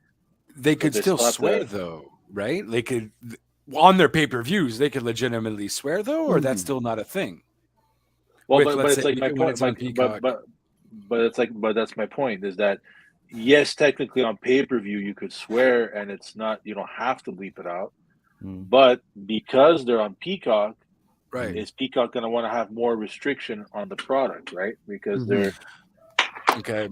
I think it's like you're walking that fine line a little bit. Yeah, I think Extreme Rules will be the perfect way to see if that's if that's exactly the case. Will they push the envelope, or will they stay a bit more closer to the PG format? We'll see. I think you have to put some hardcore elements in this pay-per-view, because last year I remember us talking about this, saying I think it was the worst pay-per-view of the year. Yeah, actually. I think it was, and I think they only had one. No, they had none. They had none, exactly. I think the whole thing was that we were pissed. Like, how could you do an Extreme Rules pay-per-view and not have one Extreme Rules match? One gimmick match at all. Yeah, exactly. Yeah. So that was kind of weird. Then they move on to Miz at home with an interview. Again, doesn't want Dexter's name to be mentioned. Right. And they leave. Finally, after the interview, they cut the interview short. They leave, and then the camera cuts to Dexter in Miz's house, finishing off a drawing, and it's a drawing of Miz's family. So, I think they got me. I think I'm officially starting to like this storyline. Oh, really? Okay. Miz actually seems scared. Miz is doing a very good job in this. Right. And you kind of heard the pop when the camera cuts to Dexter and he shows the drawing through the window. You kind of hear the crowd in the arena pop a bit. So I felt it, and I felt it's growing on people. It depends what they do with it. I think these segments can go on forever before them having a match. Right. But I'm actually able to give these guys a chance. I want to give these guys a chance. I want to see what they can do. Miz, I like Miz. Dexter, I just had zero feelings about Dexter because I really never got to get involved emotionally in this character, and now I'm starting to. and Nice. I'm intrigued about where they can go. Yeah, it should be fun. I don't know if they're not really the same way of wrestling. I almost feel like from what I remember from Dexter back in NXT. But He's more of a ground Miz, and pound guy, yeah. Yeah, and the Miz does know how to work well though. So he does know how to help carry people onto certain matches. So I think we're gonna maybe see the match at Extreme Rules. I think that's where it's gonna lead to, because the Miz is finally, I imagine next week is gonna be completely angry, pissed off, won't be able to take it anymore. We're probably gonna see a few more little things, and then Extreme Rules, let's go, kind of thing. Because to be honest was with fun, you, but yeah, and the fact that he doesn't want to talk about what was done to him, because he always says what was done to me, and the guy goes, "What happened?" I told you I don't want to talk about it. I almost feel like they don't know. They don't know what dimension is. Yeah, so they're just like, all right, we'll just keep going with this. But what did he do? Did he torture him? Or maybe they won't. They'll let it up to our imagination. Sometimes directors do this in movies a lot of times. The ending of Sopranos. This happens a lot. I was going to mention that exactly. Yeah. So they could always leave it up to interpretation. But I'm intrigued to know what the fuck did he do to Miz, man? I think you don't mention it. I think that's the best thing, because then how would you explain him not having any marks anywhere when he's wrestling or whatever? Did he torture him? Why is he completely fine? You know what I mean? Yeah. So that's true. That's true. I think it works well if you leave it up to the imagination of people to see what. Because some people will get some crazy ideas, and other people will just go the easy route. So yeah, I think it's a good idea to leave it up to the imagination. I am convinced. Good job. So that was Raw. That was Raw. That was Raw. That was Raw, because we talked about the main event already. Yeah.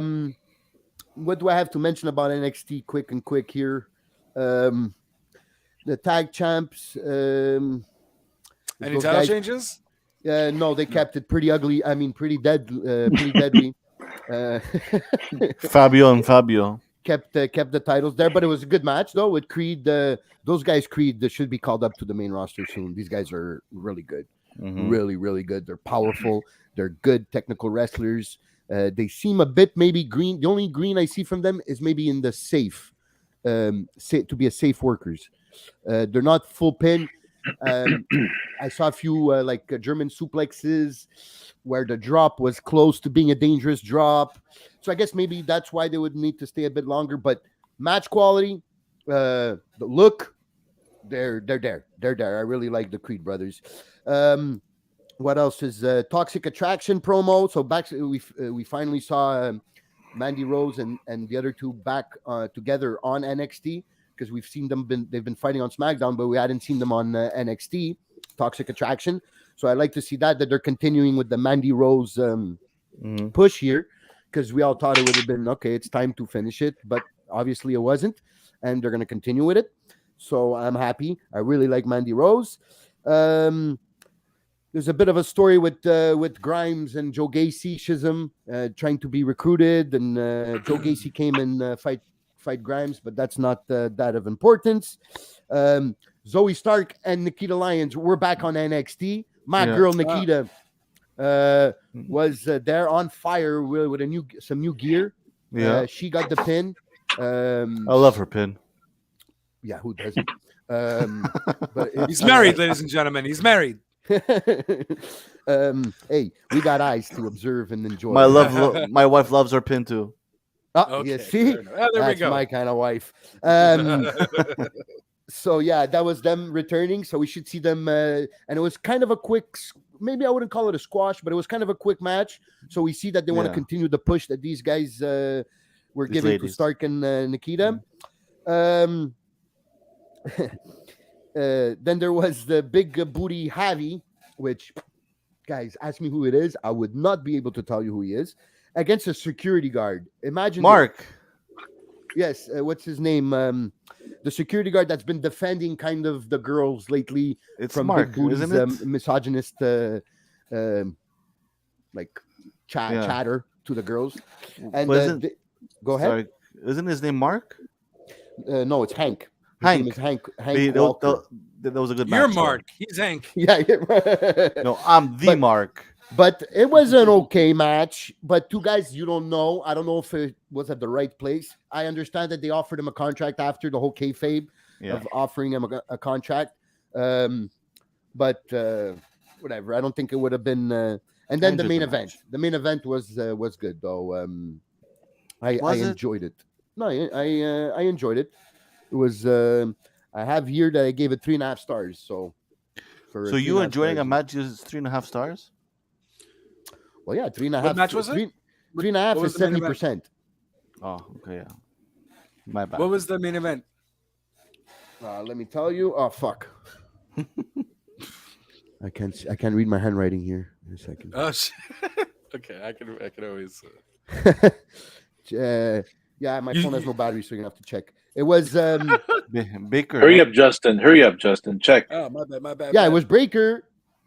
And, was it a tag team? Was it a tag match? Was it Baker and Bate versus 2 other guys? Je pense pas. You really can't read your fucking. No, it was the Solo Sikoa thing. No, that's it. The grind. Oh, Solo Sikoa. the grind. Yeah, that's Solo. Right. That's right. I have Solo, not in Grimes. What's his name? Carmelo Hayes. Nah. Carmelo Hayes. Yeah, sorry. Yeah. I don't know how to a blank there.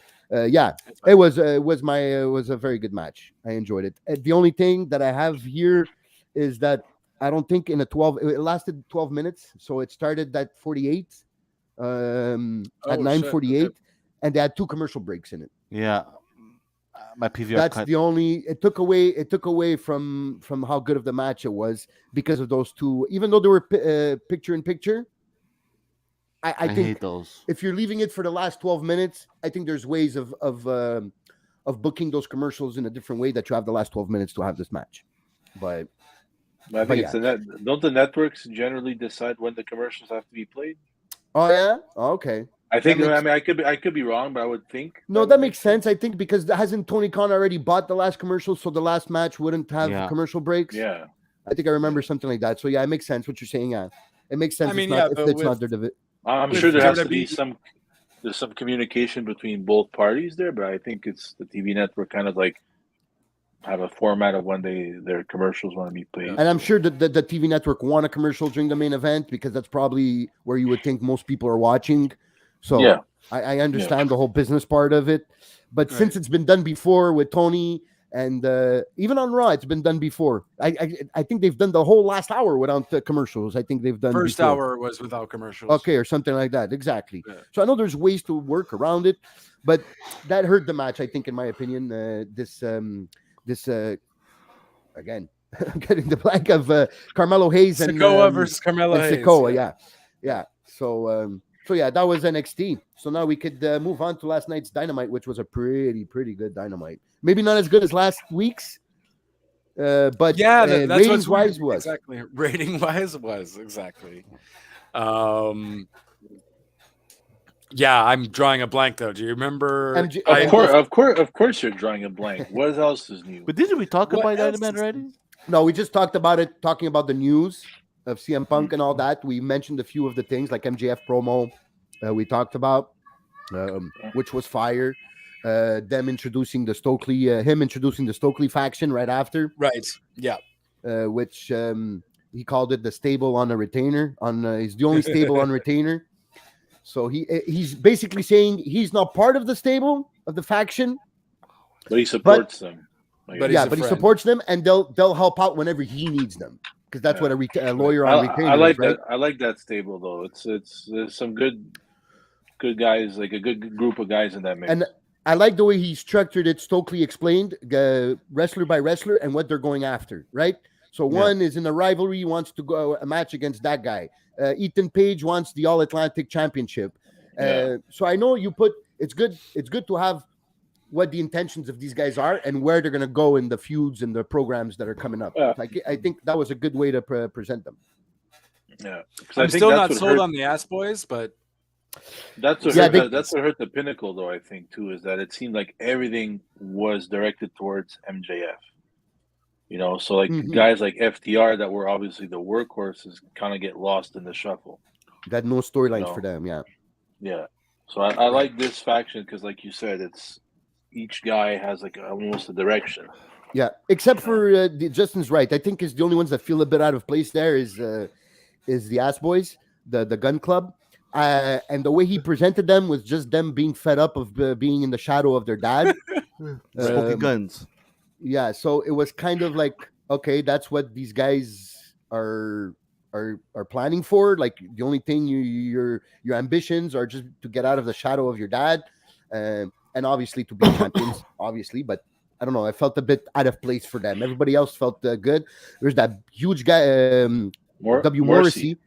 That felt a bit weird to him. I love you. He hugs him and like, did you hear me? I said I love you, and he's like, yeah, I heard you. It's kind of. I heard you. I heard you. It was kind of weird there, but other than that, I like the presentation of this the new faction, and it was time because last week we had no news, so we saw them at All Out, and then MJF comes out the next show alone, doesn't even mention that these guys helped him win the chip.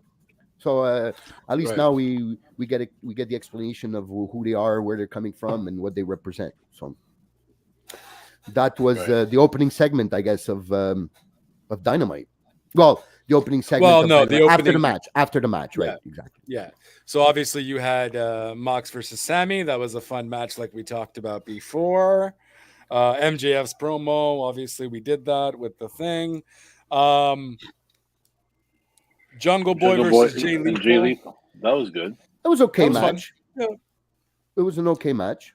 I enjoyed it. My friend was his first time. We're watching it together, and it was his first time he saw Jay Lethal, and he really enjoyed it. And I go, if you enjoyed this match, you got to go watch when he was Macho Man, where he was kind of honoring Macho Man. The machismo. The black machismo. The black machismo was great, and obviously I sent him the link to the Ric Flair, of course, Jay Lethal promo, and he texted me back this morning. He goes, "Bro, I was laughing for like 15 minutes straight." I go, "Yeah, me too." The first time I saw it, I was pissing in my pants. So yeah, Jay Lethal, they could be doing a bit more with him, don't you guys think? I think they're waiting for Ring of Honor. But that's the thing. That's another guy too that I think he's kind of like in that Ring of Honor thing. That's to kind of help boost the company. You know, Justin, I think the cops are coming after you. This is not me. This is not my place. This is Negative Nancy's place over there. It's my son. I swear, guys, the cops are not after me, guys. I swear. There is no warrant out for my arrest. At least not yet. Not yet. I'll be back, guys. No, it's fine. No, but it's not normal. That's the smoking alarm. Oh yeah, shit. Yeah, I think you might please go check that out. No. You burn with us to the ground, damn it. It's interesting to see like what Matt Hardy and Darby Allin, where they're gonna go from there. Are they gonna kind of maybe they're gonna have their match obviously on Rampage? Are they gonna almost team up a little bit? Because pause there. What is this? I might have missed it. This Darby Matt Hardy thing.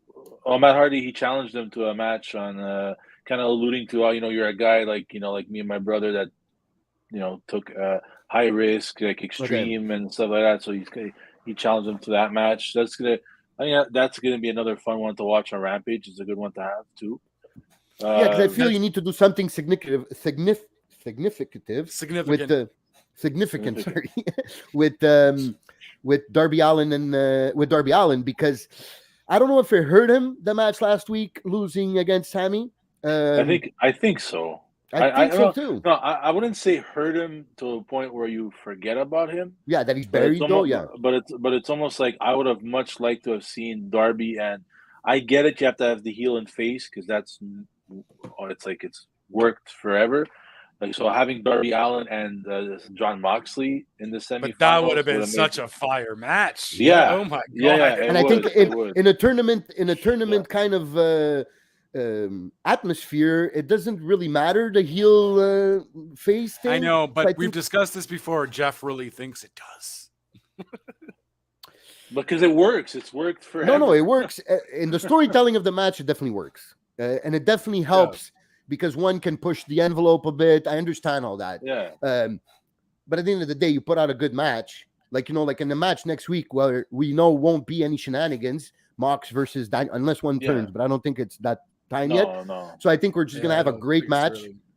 So I think there was ways of putting Darby there, unless they have other plans, and which is what I wish they do have, is other plans for Darby, because I don't want him to like get lost in the shuffle now. And I think and it feels like don't make him a second Jeff Hardy either. You know, I know he kind of like, I understand why Matt maybe did that whole thing. Oh, you know, like you remind me of what my brother used to do, yada, yada, yada.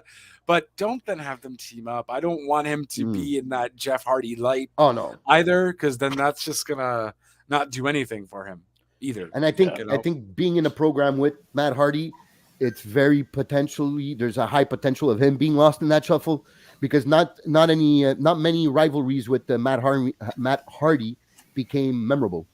Right.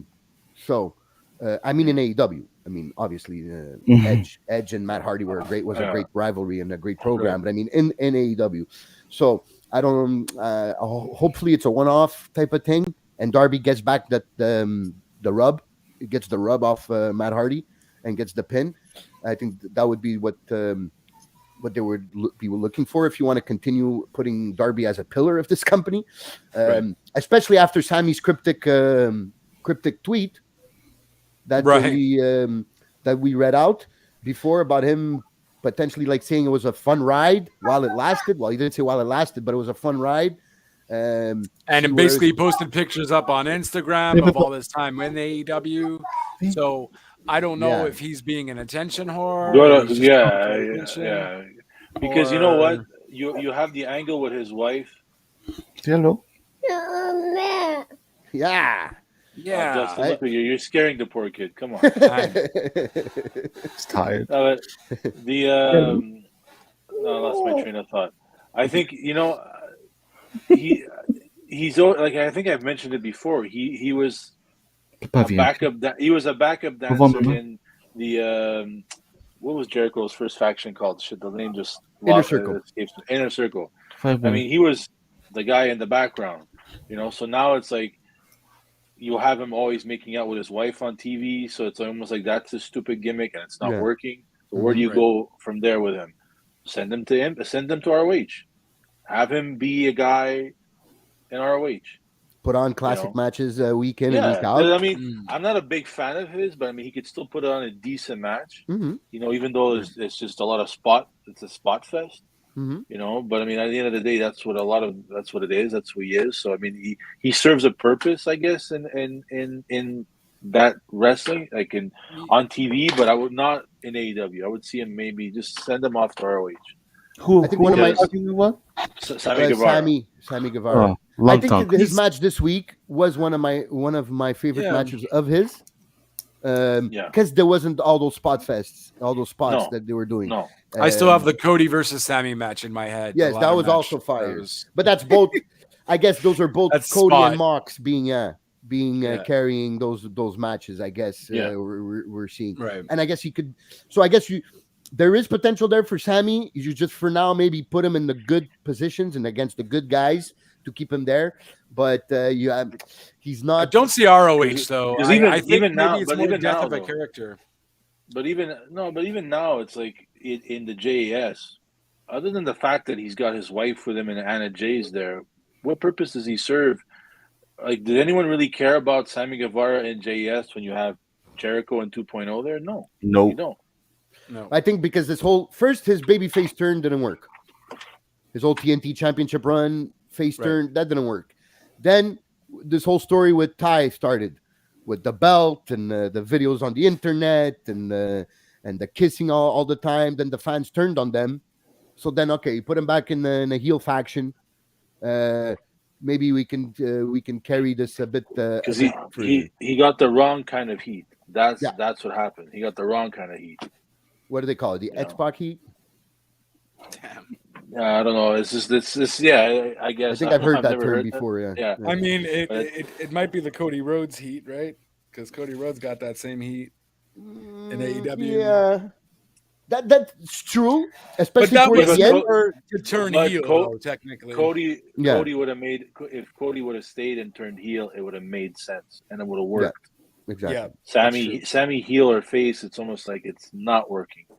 So by you having to put him always with the right guy, what value is there to him? Yeah, exactly. Because if like what you said, Mike, before that about Jericho, Cody and Moxley carrying him, so it's almost like you have to put him with that big name for it to be anything like memorable. Yeah, so that doesn't say much about him by himself.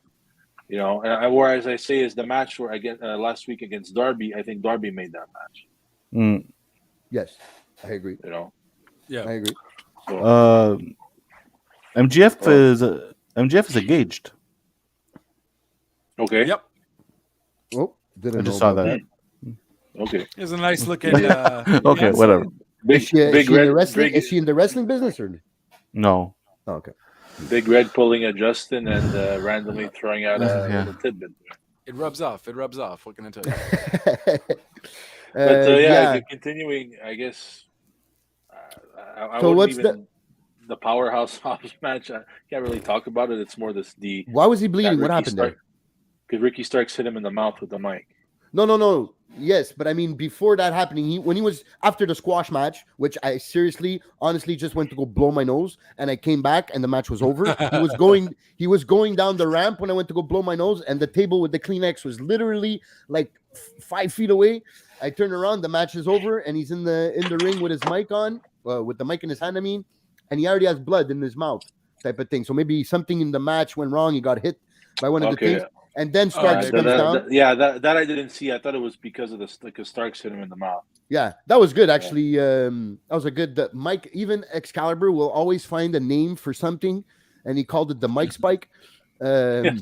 So the fucking guy, man, he's pretty good commentating. Even though sometimes it gets me nervous that he finds the Japanese name for every single fucking move in the. Oh my god! But there was a lot of anger behind that. There, because it's a suicide dive. Right, okay, now I'm starting to call suicida. A tope suicida. And was one yesterday that he said. I turned around to my friend and I don't remember what it was. I think it was. From the it was armbar. Yeah, it was the armbar. He goes for the armbar and he gave it the Japanese MMA name for it. Right after he gave the Kimura. Yeah, exactly. The Judy. And I'm like, fuck, it's an armbar. Jesus Christ. Come on. Well, it's because in all fairness though, when Taz would do that, Joey Styles did the same thing. They called it a Jujigatami. Oh, okay.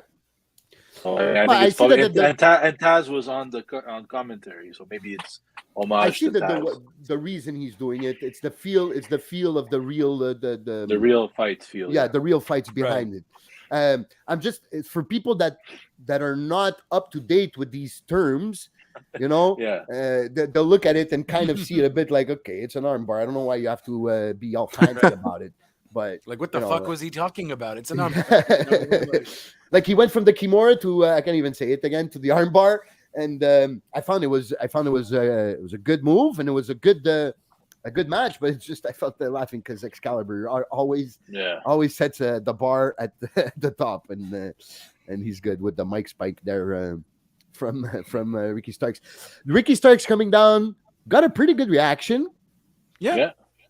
I think the fans are officially behind him though, because Hobbs is obviously the heel, Starks is the face.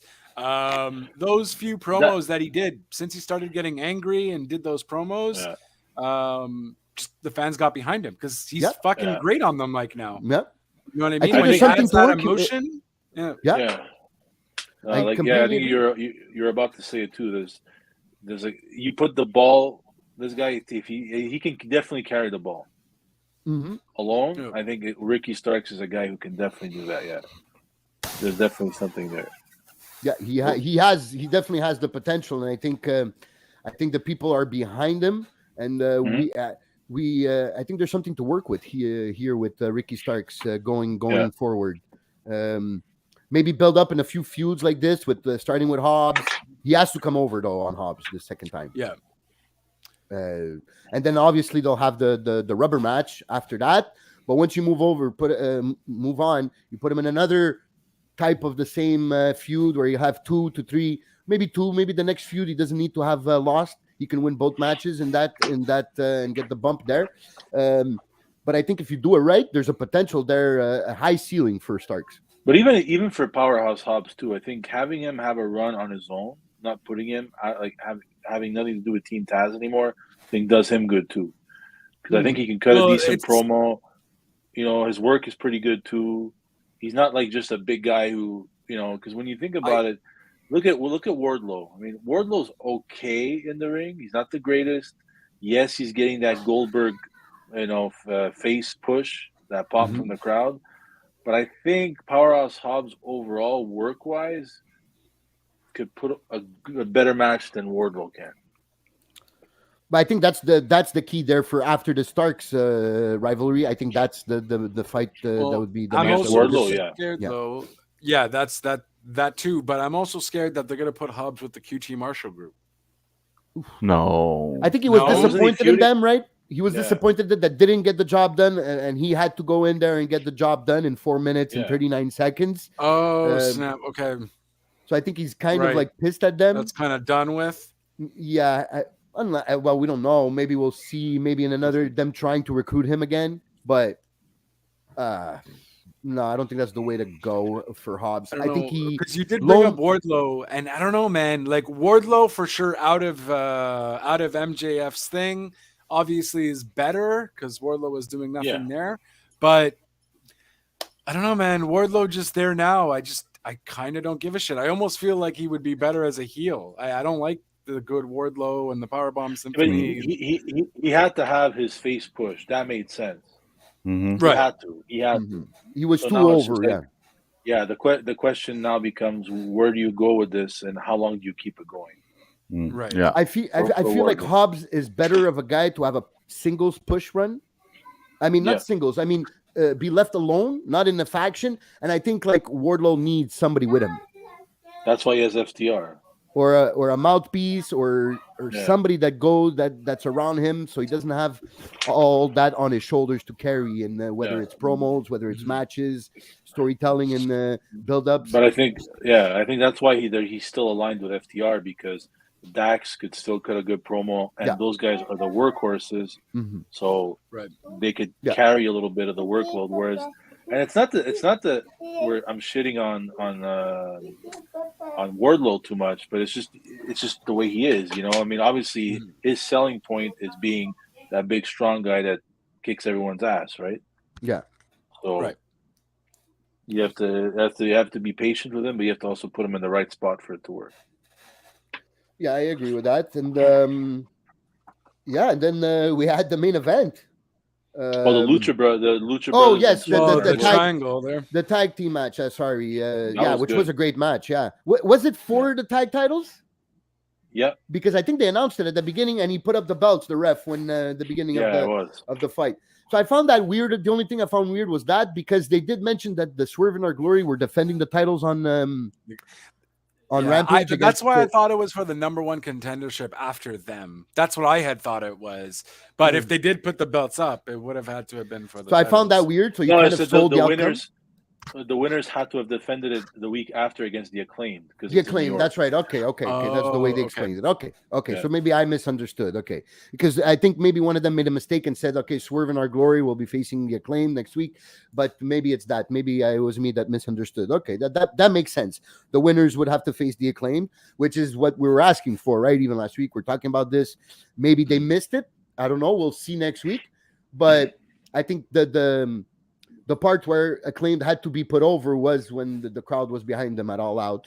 But, okay, we'll give it a chance to what happens because this match was good.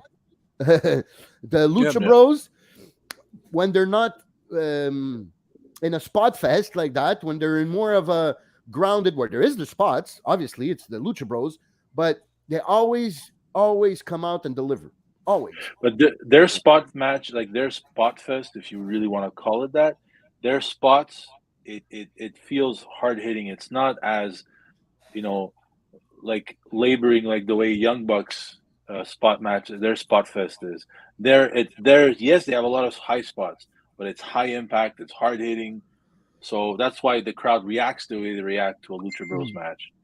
You know what I mean? Yeah. So I get what you mean, though, as far as like the spots are concerned. But if you can make it work where it feels that it's not just redundant all the time and it just makes sense, which is what the Lucha Bros do. So yeah, and I think I it don't works. I don't have problem with their spot fest at all. No. No, I think it's well structured, and I don't see as much of the waiting for the spots as I do when they face the Young Bucks. Like they're in that spot for an extra second and a half, a second, waiting for the other guy to reach them. But I totally agree with that. And this, I think, Swerve and Our Glory, I think, are underrated, because now it's what, 2 or 3 great matches in a row they put out. Yeah, like show stealers.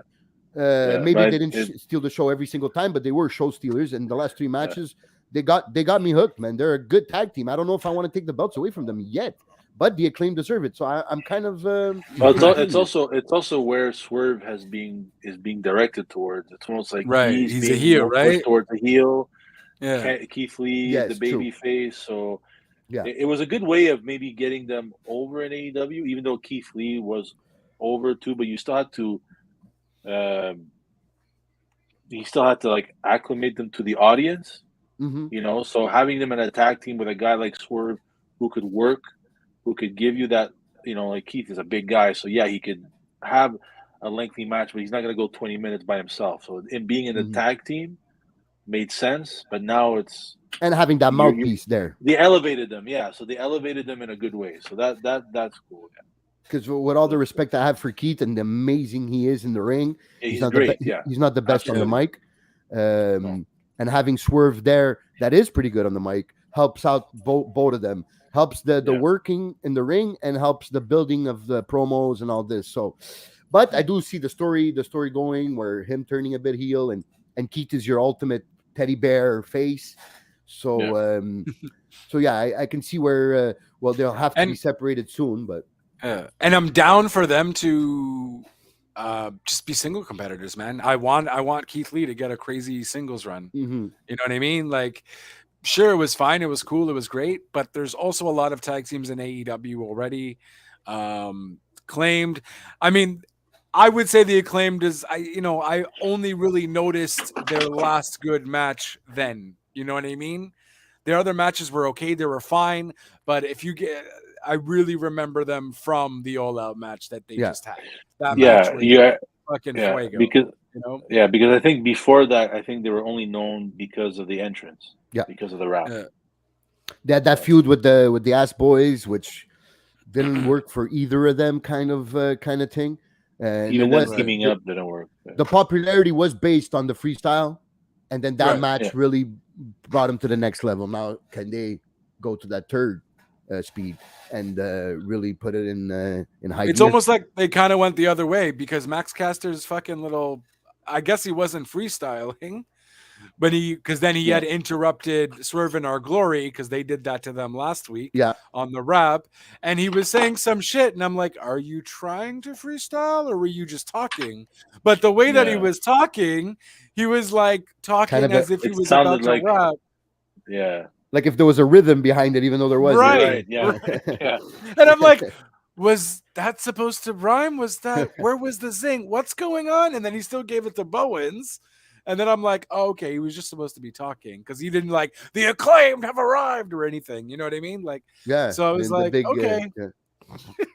So if Caster does want to do something else besides rap, he should probably maybe learn how to work on doing an actual promo, because I was he's very so used confused. to the only time he's on the mic is when he's rapping that he has kind of poetic promo even when he's talking. So oh man, but it's gonna be definitely interesting to see if they're gonna give, which I think they will give the titles to the Acclaim next week.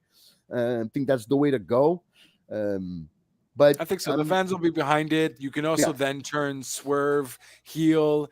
Swerve versus Lee will be probably the first feud for them. So they're both singles competitors.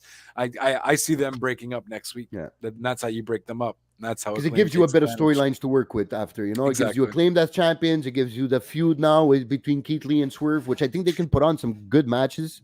They're both pretty athletic. I don't think they'll be the type of matches that we saw Keith Lee go against what's his name, Dominic Dijakovic.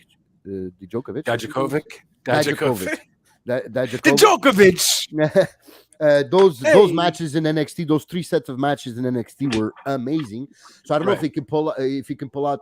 Swerve is not that big guy like Dominic is, but I think it could still be. They could still put on a good 15 minute match there that people will enjoy. No, that's and I almost take offense to when one of you said that Keith Lee can't go 30 minutes in the ring. Okay, yeah, but maybe not now because of the whole COVID thing. Maybe that is a thing. So I understand that, but I feel like I've seen him before do 20-25 that long matches. Well, yeah. Did I offend you that badly, Justin? It's very, very like it. But what was it this week? What was it this week on Twitter that Mia Yim was defending him because somebody posted a picture of Walter and a picture of Gunther and saying this is what Keith Lee was never able to do when he was in WWE, like commit to this and to this transformation, I guess. And Mia Yim answered, listen, when the doctors told us that Keith couldn't do any cardio, couldn't push his heart too much because of the long COVID, that's, his life is on the line. That's all he can do. So he can't really train in the gym and push it to the next level, But besides that, and I'm not underplaying the health issues he's had, but I think a big guy like that, how many times has you really seen a guy like that go that long? Maybe once in a while, but he's not going to give you 30 minutes every time he wrestles. Oh, no. And 30 minutes is long. 20 minutes is usually the normal for a big match will be 20 minutes. Yeah. But I think for Keith Lee, if you keep it around the 12 to 15 mark, other than not talking about pay-per-view and grudge matches and rubber matches when they mean something, but when it's in the weekly TV, I think you could keep it around the 12 to 15 minutes and he'll do just great. Yeah, he can get that over. Yeah, he can do his job in that time. Yeah, so it wasn't. I mean, I'm starting to feel bad now that I offended Justin. So I apologize. but it's just actually no, I don't. But it's just let's call it spade a spade. I mean, but that's the thing. So it's like that's why that tag team worked because Swerve could go longer. Because a big guy like that, I'm sure he can have a decent cardio. Health issues aside, let's say if he didn't have these issues, a big guy like that, you're not going to see him go that long unless you're going to have a lot of rest periods during a match where he's going to have to keep, especially if he's wrestling a guy has a lot of at high impact, There will have to be some moments in those matches where you'll have a 2-minute headlock or something. Yeah, exactly. There'll be a lot of rest periods for sure. Yeah. Yeah. So that brings us to go ahead. Well, what would you guys think about the women's tag team match? Serena Deeb and Britt Baker against Tony and Athena. Well, actually, it was all right. Yeah, I could say I enjoyed it. I think Serena carried a bit of this match, but yeah. I think Serena was the one that really. I feel like she was the best wrestler in that match. That's really sad to say. I'm sorry, Ember, or she at least did all the legwork because she looked like she was on point. Mm-hmm. Athena showed some. Tony seemed all right.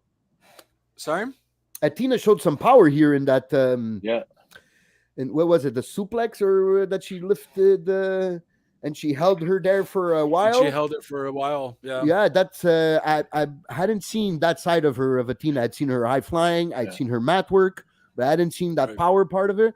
And I enjoyed it. Yeah, that's I think new. Well, yeah, it's kind of. At least. Yeah, maybe that's not what they want. This is the 4-way, right? For Grand Slam, the 4-way women. Exactly. Match? This is it, right? Exactly. 4 women. Yeah. That's to know who's going to face. What's her face? No, that's for the championship. Oh no, that was 4. It is 4. Yeah. That's it. That's right. Tony is champion. That's right. She kept it. Yeah, that's right. I think Tony is over. I think Tony is. Tony is good. I want to see more from her. I want to see really what's her ceiling. Yeah. Because she can do it in the ring. She can do it on the mic. Promos. Yeah, but you got to give me more promos. Give me a story with her. Yeah, give me a really... which is good is that obviously at the end of the match when you had Jamie Hayter come out and hit her, I think her and Jamie in that Owen Hart tournament was great. Yeah. I think that's the best of Toni Storm in AEW yet. Yep. Yeah, she had a good match against I think when she won the belt and even the time she wrestled Thunder Rosa, but that her and Jamie Hayter, that could have been easily a show stealer, in my opinion. You know, during I don't know what event exactly was that, whatever Dynamite it was, where they wrestled in that Owen Hart tournament, but that was good. So them feuding together, I think I like that. I want to know where this Britt Baker and Jamie Hayter thing is going. Like, I was really thinking she was going to come and it was going to be the beginning of that. Well, not the beginning, because obviously the beginning has already started with them bickering at each other. But I was really surprised her to go hit what's her name? Blank. She hit the chair on. Well, she hit Toni Storm. No, Toni Storm. That's it. Sorry. Blank. So I was really surprised. I thought really it was going to be a face-to-face with Britt, but no, she hit Toni, and then still bickered at Britt, and Britt did say, I did apologize. I said I was sorry. Yeah, exactly. Right. So, we'll find out next week, or maybe on Rampage. But I think that Britt is the perfect person to bring Hayter to have a feud with Hayter and bring Hayter to that singles push that she definitely deserves because she's good in the ring. And I don't know. I feel like I would maybe need to listen to her a bit more of her promos, but I also feel like the little moments that she did have with the mic, that she wasn't that bad either. So yeah, I think she deserves a singles push. Yeah. I like the main event. Yeah, main event. Daniel Bryan against Chris Jericho, and Chris Jericho. I thought we were gonna get a Lionheart versus the American Dragon Part 2, but they didn't go that route. Right. They just went with normal Chris Jericho or Le Champion Chris Jericho and Daniel Bryan, Bryan Danielson. Obviously, it wasn't as good as their last match. Right. It was the result everybody was expecting though. Yeah, you knew you had a pretty good feeling it would have went that way. It would have been Brian and John in the final. Mm-hmm. But I like this. I would go as far as saying this was my match of the night for the event. I thought it was really good. They told a good story. Yeah, it was different. Like I said, I enjoyed it. I really enjoyed it. But it's definitely different than the wrestling technical masterpiece we had. No, but it still kept you guessing because even when Daniel Bryan was injured or whatever, and then you saw Jericho do what he did, and then he got the ropes, and then he pulled them back again. Like I literally felt, I'm like, oh shit. I'm like, so I guess we're gonna get Mox versus Jericho because that could also work too. Those two feuded at the beginning of AEW, so that could have been a good story to tell as well. But fucking Bryan Danielson just comes back. And I gotta hand it to Chris Jericho, man. 51, 52 years old. Put on a performance like that. Find me another guy that age who could put on a match 20, 30 minutes on TV. Nobody. I don't think. Yeah. Nobody. I think the only one would be The Undertaker that did it at 50, 51. Yeah, but not. It's because not on a weekly basis though. Yeah, but I think it's also because he did a totally different wrestling style because of the allure. Different style at that height, at that impact, that pace. Mm-hmm. I don't think Undertaker on a weekly basis also. Yeah, no. I agree with that. Yeah. Not taking anything away from Undertaker, obviously. No. But I think for the longest time too is that even though it's a little quick point on the Undertaker, I think it was always the allure of the character still kept him alive, not necessarily the quality of his matches. Right.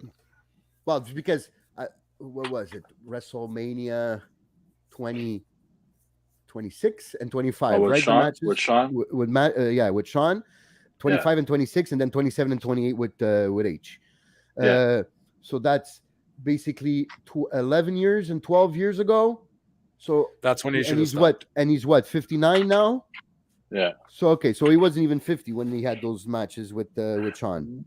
But you have a guy even if he was, you still have a guy like Shawn Michaels who could help you get through it. Definitely. Yeah. And he wasn't even wrestling on a weekly basis either then. Yeah. Anyways. It was the once a year match. Yeah, exactly. Yeah. So no doubt that Chris Jericho is putting his name out there. He's already GOAT. He's just making sure it's engraved into any fucking conversation. Taking out the doubt, trying to take out the doubt. There. Yeah, exactly. Yeah. That was a good match. I also like the face-to-face at the end with Mox and Brian. The handshake, preparing it. I think that right there might help in the ratings for next week, because now people want to see that match, man. People really are intrigued to see how. We all know it's going to be a good match. That we're almost guaranteed, unless the booking is horrible. Like, no, I don't think it's going to be a problem. Exactly. No. So I think the match will be top. I think they'll put on a classic. I think now recently Jon Moxley's been bleeding less. So I think Brian is going to be the one that's bleeding. I guess because people and Tony Khan is very he's careful with this internet chatter and all this stuff and all these jokes being made of Moxley bleeding in every match. I think affected him, and now he hasn't bled in his last 2 or 3 matches. Right. So I think that Brian will bleed in this one. But I think Mox comes out on top. I think for storytelling purposes, and I think Daniel doesn't need the belt. That's for sure. I think he will have it eventually, and that pop will be incredible. But I think for now, you can for storyline purposes, you give it to Mox for the continuation. Not because of the MJF, the whole MJF. Yeah. Right. I think they'll put on a good program there. Since Tony Khan is still stat related, that should be an interesting stat he should put up. Moxley hasn't bled in the last 2 of his 3 matches. Yeah. Put that on the ticker when he comes to the ring. On the ticker. Yeah. When they come out, when they used to always put jokes about Hangman Page on the top of his of his name. Yeah. So next time Jon Moxley comes out, you have Jon Moxley, and on top hasn't bled in 3 of his last 4 matches. That would be because what did the CM Punk? I think that was the funniest one about the bleeding when he said he goes, "I'm scared you'll start bleeding" or something in one of the promos for no reason. I think that was the. I'm scared if I come too close, you'll start bleeding buckets. Yeah, exactly. That's what it was. Yeah. So so I'm really excited about this Grand Slam, and I really like this idea of doing a Dynamite at Arthur Ashe. I think the feeling. The size of the tennis court being so small, and the ring and the floor seats not being like enormous, the setup of it being outside. Obviously, they can cover it up if it rains. Yeah. But I really like this tennis court wrestling behind it. I've seen it once. I didn't go, but I think it was a Jacques Rougeau here in Montreal at IGA Stadium. At Jerry Park. And I'd seen pictures, and I'm like, oh, that looks cool, And so I really like last year. I really liked Grand Slam, and I think didn't they get like still 20,000 people at Arthur Ashe? Yeah. Okay, so it's still that's like MSG numbers. Yeah. Well, yeah. You fill it up. I think they had 18,000 last year. Okay. I guess because of production and where the hard cam is and all that. But still, 18,000 is a great show for a Dynamite. The atmosphere is electric. I really like it, and I think it'll be one of the best shows. This is Queens. This is in New York. Yeah, in Flushing Meadows, Queens. Oh shit! Okay. Yeah, so it's where they have the U.S. Open for tennis. So where they just had it now. So, I really like it, and I think it's going to be one of AEW. I think there's a lot of pressure on Tony Khan for this to be a great show, because with all the story of the scrum and the suspensions and all that, and with the pressure of the last 2 Dynamites being over 1 million, I think this all sets up a very good Grand Slam. We'll have Dynamite next week. I was thinking about a lot of times, especially in New York City, when you think about venues, it's always MSG, right? Mm-hmm. But if they could consistently put out solid quality matches, this obviously is AEW's MSG. Yep. So it's like putting over that venue and putting great quality matches. It's just another, like, they don't, because it's almost like maybe some people would think that AEW should go to MSG, but I mean they don't really have to now. Yeah, because they're still putting out. It's still New York. It's still okay. Fine. It's not Manhattan, or but it's not, but it's the only thing. It's that it's not in Manhattan. That's the only thing, because they put on shows. I think they've put on shows in Brooklyn. I think they put on one show in Brooklyn, if I'm not mistaken. Barclays? I think, Barclays. I think they did one. I could be mistaken, but I think they did one. And then they did a few shows at Nassau Coliseum, the revamped Nassau Coliseum, where MJF was going home. They were saying it was his home court. And now Albany, the second. no? Well, they did Albany, they did Buffalo. I'm talking about New York City there, just New York City. Okay, yeah.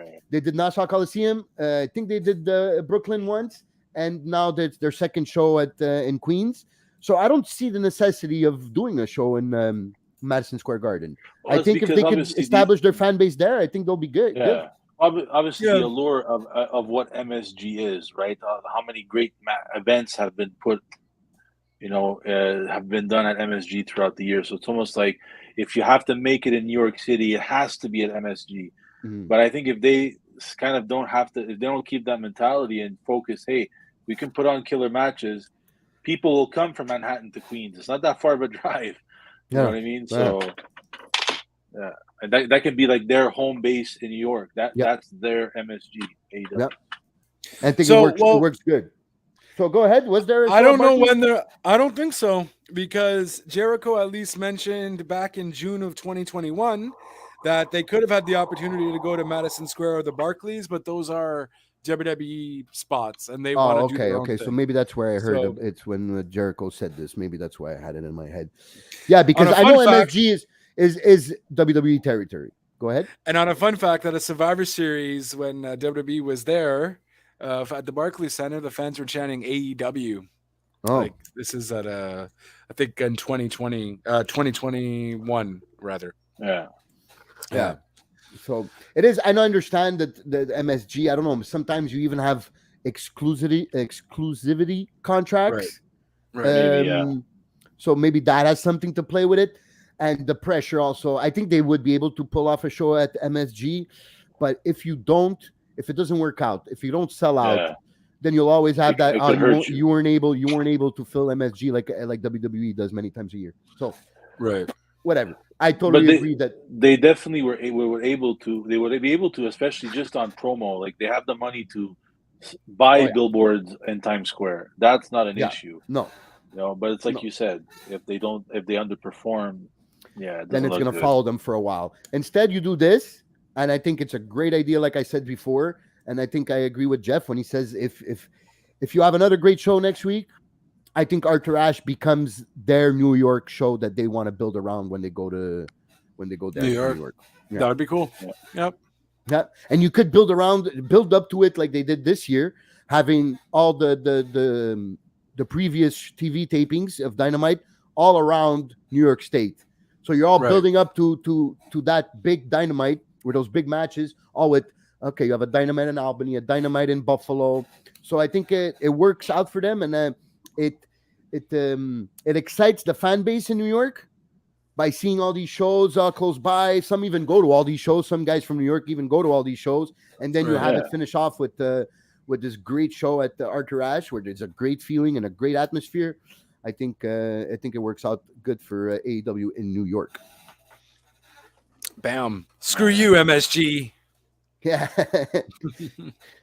But no, that's it. So, oh Jesus. But yeah, and that's it. That's pretty much your week. Anything else you were kind of missing? No, I think we covered pretty much everything. And, we'll see tomorrow on Rampage, and this is the last one before Grand Slam. So it should be a fun packed hour there, 60 minutes. Yeah, so take us home, Justin. I gotta pee. All right. Perfect. Well, Jeff's got to pee. I got to go do me and do other things. We obviously like to thank everyone for watching, tuning in, commenting. that CM Punk channel. Thank you kindly for commenting on that there. And anyone else who decided to come on in and see what was going on, we certainly do appreciate you. You can always follow us at WTN Wrestling. Of course, on Twitch, though, it's WTN_Wrestling Talk Now. Follow us there because why not? We're there, so you can certainly do that. You can also find all my other links down below in the doobly-doos for Real Talk Radio and at JLB420 on Twitter. So links will be down below in the doobly-doos. Kid Crazy, where can they follow you, good sir? You can follow me on Facebook at Michael Costa or on Twitter at Saltita_Costa. And for all your wrestling talk, we could do it right here on WTN on Facebook. And just tag me so I will see your comment 100%, and I'm ready to go all out with you. Oh, Jesus. Yeah, because I don't always see everything, No, that's fair. That's fair. And, of course, you can only follow Jeff on social media. Nowhere else. But nowhere else. Yeah. Where can they follow you only on social media? You can follow me on Twitter at JT9783 or on Twitch at Jeff_9783. There you go. Oh, I should probably also just plug my Twitch too, because now I am affiliated, baby. So you can certainly follow me there for more follows, and please subscribe because now I'll get moolah out of that. Twitch.tv/JLBTLC25. You can certainly follow me there. I basically just play a lot of video games and sometimes WB2K22. And I will play Fight Forever when that comes out at some point, whenever that does happen. Let's do a live stream where we both play it at the same time. That's fair. I am super down. I will hit that one-winged angel, and you will just go in for the pin. 1, 2, 3. You're out of here, good sir. It will happen hopefully soon when it comes out. Other than that, though, thank you guys once again for watching. We will see you next week. And obviously, for all your news, you can check the Facebooks and the socials as we will be reporting them there first and foremost. And that's pretty much it. Until next time, I just realized I have to also close the show with the banner. One job. One job, God damn it. And there you go. I believe we couldn't finish the podcast without a close-up of JLB's forehead. My bad. You can't do it. It's just not a thing. There's no close-up. There's no ending. All right. Until next time, guys. See you next Thursday. No close-ups needed. Ciao for now.